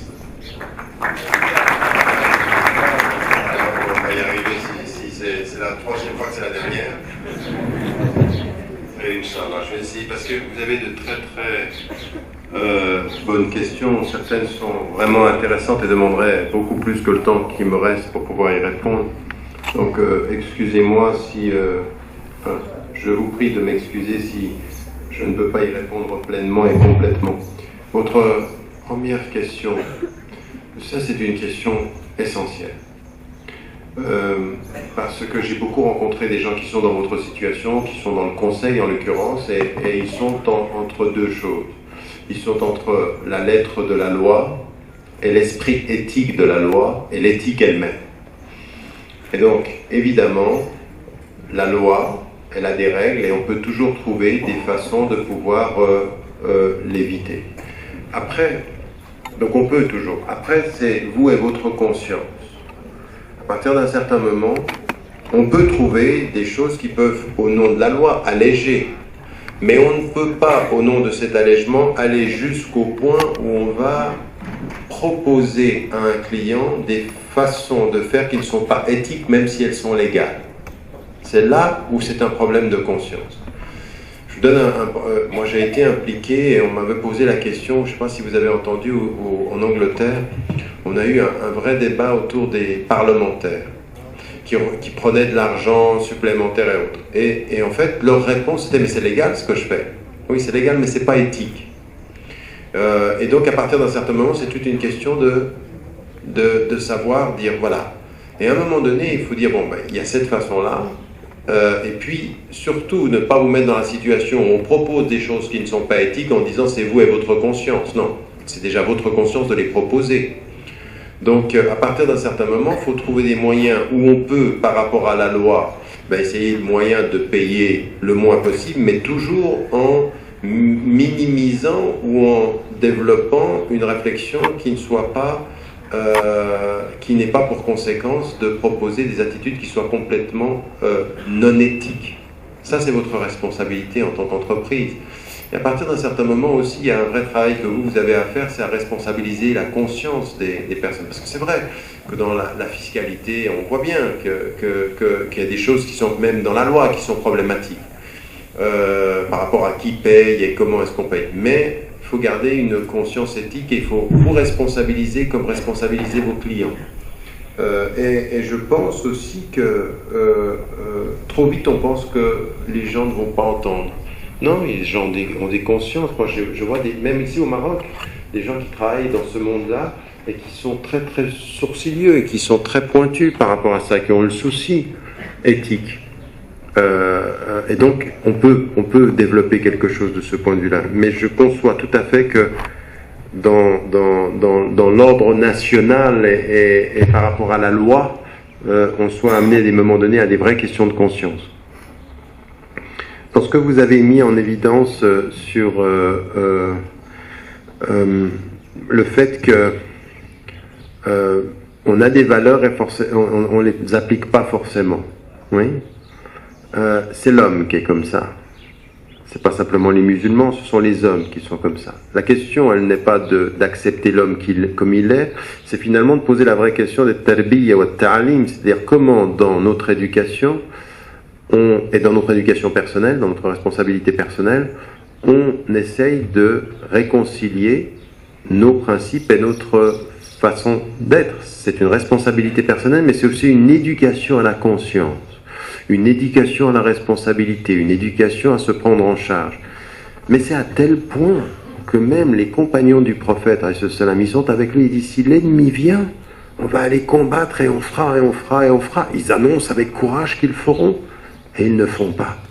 Et vous avez dans Surat As-Saff, Bismillah ar-Rahman ar-Rahim, Ya ayyuhal ladhina amanu lima taquluna ma la taf'alun. Kabura maqtan 'inda Allahi an taqulu ma la taf'alun.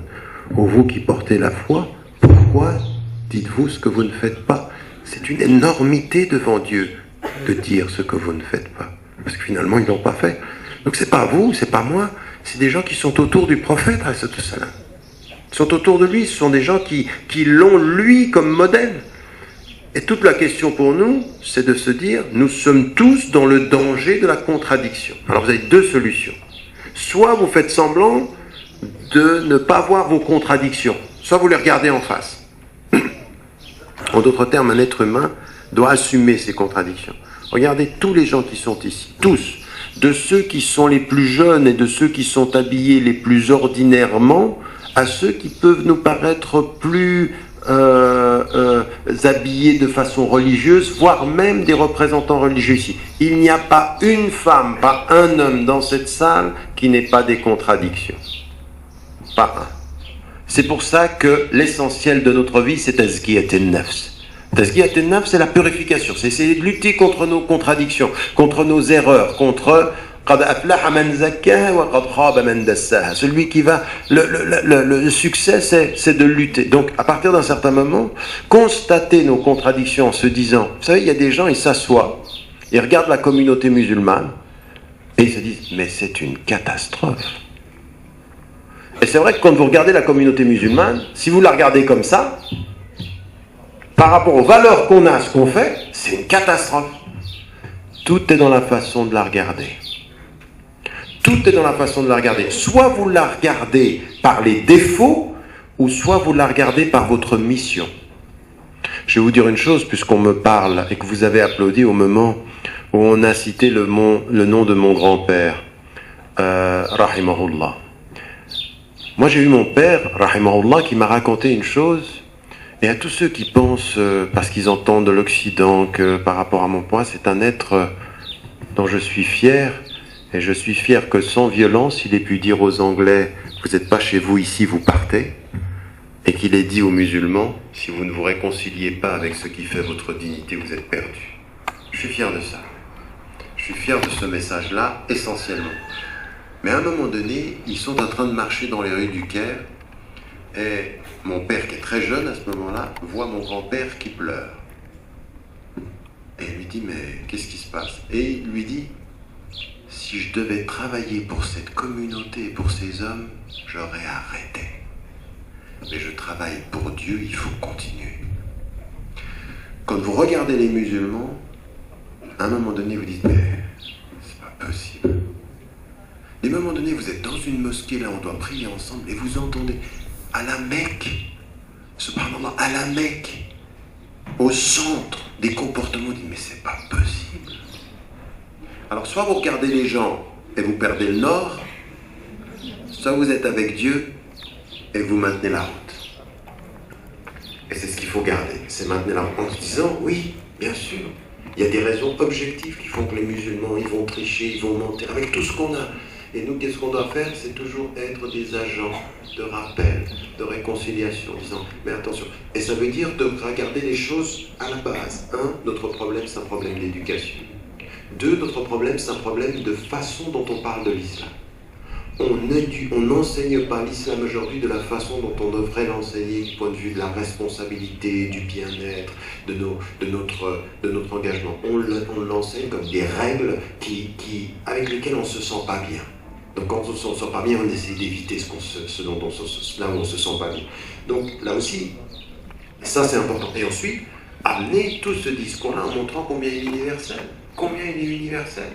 Je vais vous dire une chose, moi il y a des gens qui sont revenus à l'islam quand ils étaient musulmans par la façon dont ils voyaient que des non-musulmans me respectaient parmi mes élèves. Pourquoi? Parce que tout à coup ils se disent, mais ces valeurs sont universelles, elles sont belles, elles sont respectées. Donc ils voient d'autres et tout à coup ça les réconcilie avec eux-mêmes. Nous avons à faire ce travail-là. Alors, tout dépend de la façon dont on regarde. Aujourd'hui, je suis d'accord avec vous. D'un certain point de vue, on est quand même plein de contradictions. Mais je vais vous dire aussi une chose, n'oubliez pas d'observer tous les anonymes. Il y a autour de vous ici à Agadir, pas qui se trouvent là, pas sur l'estrade. Il y a plein d'anonymes, ils sont silencieux, mais ils sont la noblesse même. Il y a même certains d'entre nous ici, ça ne savent même pas regarder leur mère et leur père. Parce qu'il y a des pères et des mères et des pères qui n'ont jamais fait la une des médias, mais qui sont l'honnêteté même, la bonté même. Alors au lieu de regarder tous ceux qui nous mettent en contradiction, regardons ceux qui nous mettent en réconciliation. Et puis on commence à travailler en ayant à faire ce que l'on fait, en ne se posant pas la question de savoir pourquoi c'est comme ça. Vous allez trouver la même chose chez les chrétiens, chez les juifs, les bouddhistes, les hindous, les athées. Nous avons tous des contradictions et nous pouvons garder les choses d'un angle. C'est pour ça que vraiment, il faut que nous travaillions sur ceci. Moi, tout le travail que je fais, toutes ces conférences, c'est pourquoi? C'est pour ce travail de réconciliation, parce que je regarde cette communauté par l'autre angle, non pas par les défauts qui désespèrent, mais par les potentiels qui sont pleins d'espérance, en son nom à lui, par la force qu'il permet. Sur la question des valeurs et quelles sont les valeurs على فكرة ما كنت بعلم بدجال هذا الكتاب ما كنت على علم يعني أول مرة أسمع أنه هذا الكتاب ترجم فجزاك الله عني كل خير بارك الله فيك.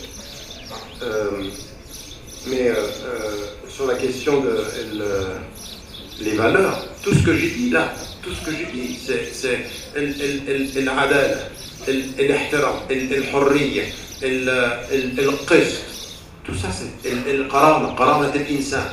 هذه هي قيم من أهم القيم. فلا بد أن نقدم هذه القيم للمجتمعات في الداخل في المغرب وفي الخارج في المجتمعات الغربية. فهذا يعني نقدم الاندماج يعني خلاص انتهى، هذا الأمر انتهى من زمان. فالآن يعني لابد من مرحلة جديدة، والمرحلة الجديدة أن نقدم القيم الإسلامية وهي قيم عالمية، وهذه يعني مذكورة يعني في أكثر من كتاب من قبل. Sur la question de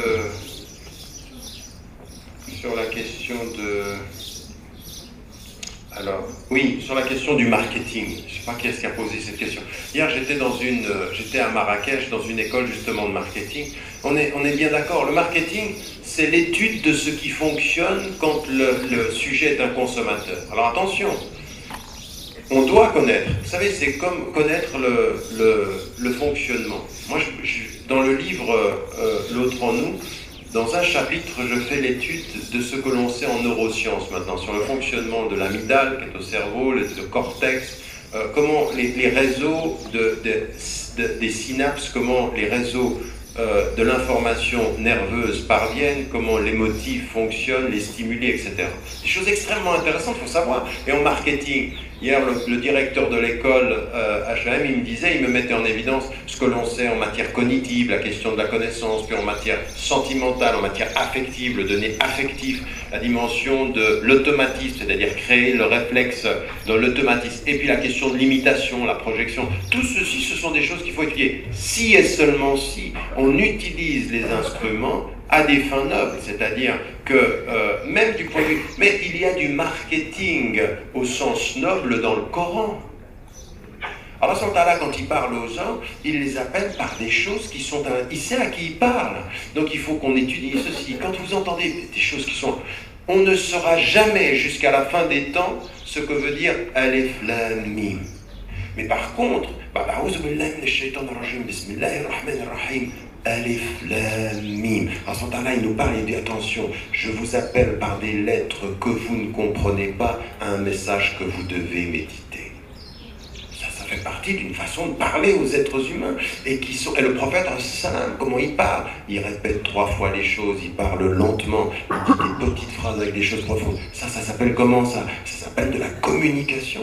Il communique, et qu'est-ce qu'il dit? Si je te répète 3 fois les choses, ça veut dire 3 choses, ce que je te dis est important. Deuxième des choses, quand tu l'as entendu la première fois, tu n'as peut-être pas tout compris. La troisième des fois, prends du temps pour écouter. Ça s'étudie, ça. Donc ça, ce sont des instruments, mais il faut que bien comprendre comment ça fonctionne, c'est pour faire que ça fonctionne pour le bien. Oui, bien comprendre pour le bien, pas pour se faire de l'argent, pas pour manipuler parce que c'est des choses absolument incroyables. Vous savez comment on fonctionne aujourd'hui? À Hollywood, dans les films à Hollywood d'aujourd'hui, vous avez des psychologues qui travaillent. Vous allez dans les publicités, des psychologues qui savent exactement nos points faibles, c'est-à-dire par où un message va passer, non pas par le cortex, mais par la voie de la sentimentalité pour vous faire venir. L'habitude, par exemple. À un moment donné, quelqu'un un Marocain, je ne vais même pas rentrer dans les détails là-dessus, mais qui dit c'était un film qui était en train de normaliser toute la question de la sexualité et de l'homosexualité, en disant, il ne faut pas faire des conférences là-dessus, il faut faire des films. Parce que le film, il normalise par l'affectif, par une histoire où tout à coup vous vous identifiez à un personnage et puis vous entrez dedans. On vous a fait entrer dans la tête ce que votre tête pouvait refuser mais que votre affectif va accepter et décoloniser. Toi tu penses que tu réfléchis, on te prend sans que tu réfléchisses. C'est pas simplement ce qu'on appelle, vous savez, les messages subliminaux, non, c'est l'imitation, l'identification.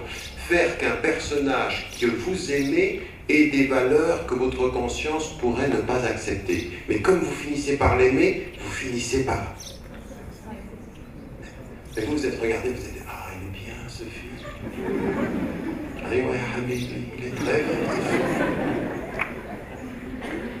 C'est-à-dire qu'il faut s'équiper. Il faut s'équiper. Non, mais vous souriez, mais les puissants, les moyens sont très puissants aujourd'hui. Ça nous prend très loin. Très loin. Il faut se dire, attendez, il y a des limites quand même. Il y a des choses qu'il ne faut pas accepter. Quand on ne saura pas vous coloniser par l'intelligence, on vous colonisera par la culture. Et si on ne sait pas vous coloniser par la culture, on passera par l'affectif. Et quand l'affectif et le culturel et l'intellectuel sont ensemble, si vous êtes pris, vous êtes perdu. Alors là, vous pouvez vraiment commencer à dire A'oudhu billahi minash shaitanir rajim. Parce que vraiment, il faut se... Alors, rapidement, parce qu'il faut qu'on finisse, sur la question, ce que vous avez dit est une question très importante sur la question de... Parfois, on a des cultures d'entreprise qui sont surtout sur les signes, comme ceci. Alors, il y en a certains... Mais vous savez, il y en a qui font ça chez eux. Vous rentrez dans le salon, vous avez des versets, vous avez un tapis. Il y en a certains, ils ont le tapis toujours dans le sens de la Mecque, mais ils ne prient pas. C'est comme ça. Alors, il y a deux choses là-dedans. C'est quand même triste de voir le tapis qu'elle a et tu ne pries pas. Et c'est quand même important qu'il soit là. C'est-à-dire que dans le signe, il y a quand même un rappel, même si dans la pratique, il y a l'oubli. Donc il faut toujours faire attention. Il ne faut pas condamner d'avoir le signe sans le rappel, mais il faut utiliser le rappel pour changer la pratique. Oui. Et ça, c'est des choses qui sont aussi très très importantes. C'est comment est-ce que... Alors, dans la culture d'entreprise, c'est déjà des choses. Il y a des signes, mais maintenant, il faut aller beaucoup plus loin. C'est-à-dire, comment est-ce que l'on fait pour développer une vraie conscience et là, ça ne vient pas simplement de ces signes-là. C'est, à des moments donnés aussi, des rappels de responsabilité. Il faut, de ce point de vue-là, développer une conscience individuelle et une conscience collective dans l'entreprise qui transforme les signes en potentiel appel à la pratique. Mais vous savez, il faut... Moi, je me rappelle toujours une chose. J'étais à l'île Maurice, justement, où je faisais une conférence sur la taxe sociale des corporations, des entreprises. Et on avait l'homme le plus riche de l'île, un Indien, extrêmement riche. Et il me regarde comme ça à la fin de mon discours, il me dit, c'est bien ce que vous avez dit. Du style, pas mal, quoi. Comme certains vous disent, revenez l'année prochaine. Il me dit, c'est bien ce que vous avez dit. Vous savez, il faut que vous me montriez et que vous me prouviez que si j'applique ce que vous dites, j'y trouve quelque chose pour moi. En fait, il me prend quelque chose de naturellement humain, montre-moi l'intérêt. Oui. Mais c'est vrai ça, que c'est très important. Quand vous dites par exemple, Ala bi dhikrillahi tatma'innul qulub, dans le verset, il y a quelque chose. Il y a de l'intérêt à te souvenir de Dieu, parce que dans ce souvenir-là, tu vas trouver de la paix intérieure. Donc en fait, on vous dit quelque chose qui vous amène quelque chose. Vous comprenez ce que je veux dire? C'est-à-dire, vous y voyez votre intérêt personnel, mais pas l'intérêt de l'égoïste, l'intérêt de l'humain. Et lui, c'est ce qu'il me dit. Il me dit, ne me présentez pas quelque chose qui est beau, mais je n'y vois pas mon intérêt. Parlez-moi humain, même avec Dieu. Qui a dit ça? L'imam Nawawi. Quand il dit, vous savez, un des degrés de la foi, c'est imam et tajir. Ya ayyuha alladhina amanu hal adullukum ala tijaratin tunjikum min adhabin alim. Tijara. Tu donnes avec la foi, tu vas recevoir quelque chose. Toute toute la notion du paradis et de l'enfer est basée sur tu vas y gagner ou tu vas y perdre. Même si le plus haut niveau de la foi, c'est pas le paradis, c'est sa présence. Allahumma matta'na birru'yati ila wajhika al-karim. Le plus haut niveau de la foi, c'est pas je fais ça pour le paradis, c'est je fais ça parce que je t'aime et que j'aimerais être dans ta présence le jour où il n'y aura d'ombre que ton ombre. Le plus haut niveau, c'est dépasser, mais pour dépasser, il faut passer par le commerce. Ben oui, c'est le commerce. Je donne et Inch'Allah, Allah, il va. Bien sûr. C'est le premier. On passe tous par là. Le niveau supérieur, c'est quelque chose qui passe du don pour recevoir. Mais vous savez, c'est quelque chose de tout à fait important. Quand vous recevez, vous devez dire merci. Hein? Parce que il ne remercie pas Dieu, celui qui ne remercie pas les hommes. Mais celui qui donne, lui, il ne faut pas qu'il attende de merci. Vous voyez comment on commence à s'élever à ce moment-là. La nuridu minkum wala shukura. On ne veut pas ça, sauf qu'on le fait liwajhillah, pour Dieu. Donc cette première étape, on commence. Mais vous savez bien, si vous donnez un cadeau et que la personne qui l'a reçu vous dit pas merci, ouh, tu te rends compte, elle n'a même pas dit merci. Et là, vous avez quelqu'un qui vient inviter. Il faut s'élever. Tu le fais pour Dieu, pour son cœur ou pour le merci? Oui, non, mais quand même, non, pas quand même. Il faut s'élever. Vous voyez ça? C'est l'éducation qui commence par des petites choses. Mais là, ce qui est important, c'est que ceci, dans notre vie, il faut qu'on le travaille. On passe par ça, il faut qu'on sente qu'il y a... Alors, dans l'entreprise, il faut ceci. Il faut que ceci, on y sente un intérêt, un bien-être, qu'il y ait quelque chose qui puisse sortir. Ça passe par l'éducation et ça passe par son dépassement aussi. L'élément, alors encore une fois, ça serait sur la question de l'éducation et sur ce qu'il doit y avoir par rapport à la question de l'éducation. Je n'ai pas le temps de m'arrêter là-dessus maintenant, mais tout le projet scolaire, il est lié à tout ce qu'on dit. Tout ce que j'ai dit suppose un projet scolaire en amont.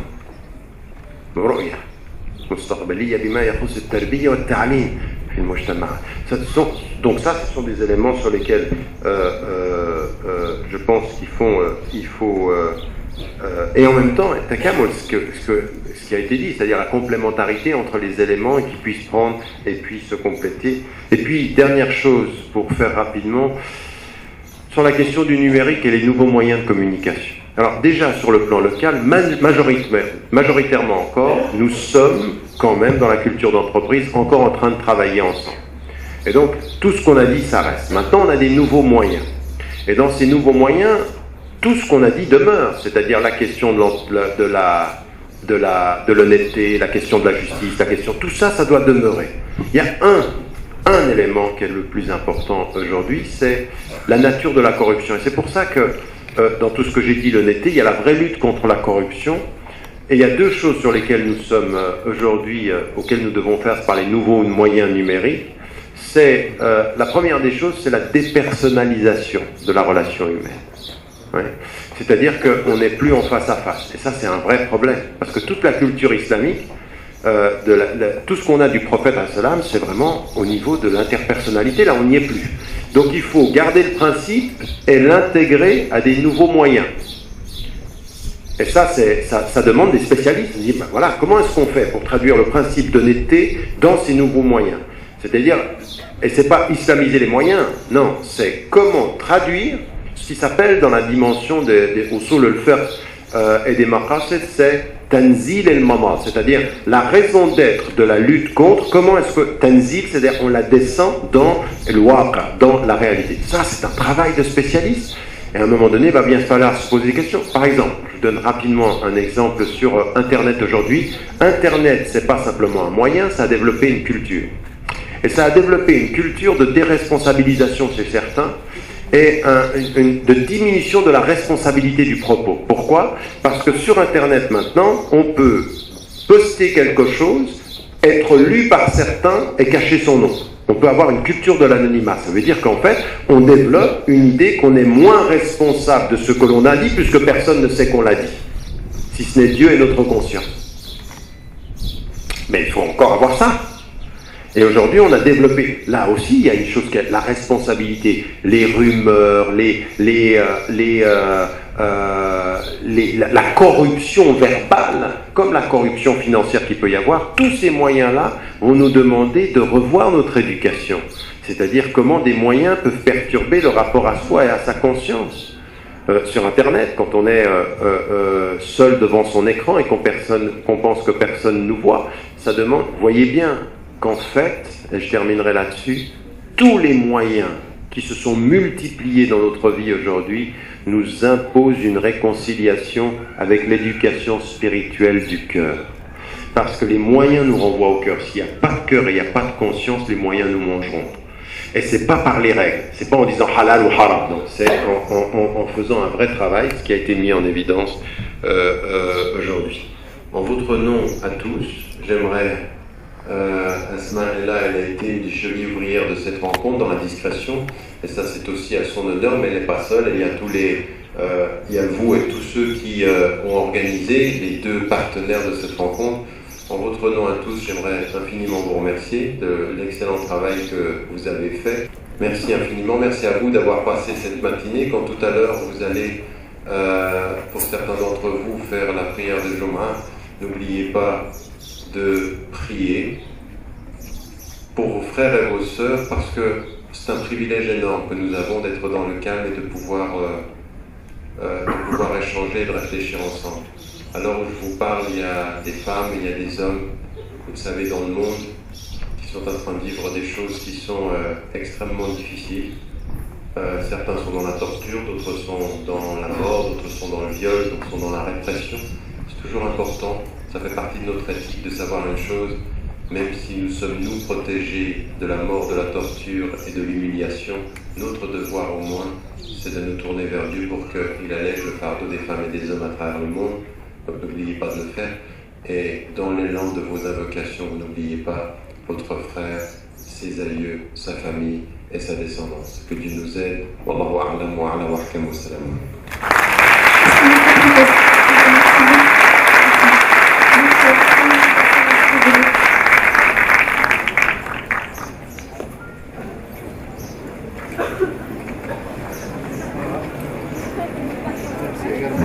Je tiens à rappeler, donc je commence d'abord à vous remercier tous d'être venus si nombreux. Je tiens à rappeler aux personnes qui ont réservé l'ouvrage de M. Ramadan et d'Edgar Morin, donc au péril des idées, que la séance de dédicace est prévue. Merci. Merci encore à vous tous.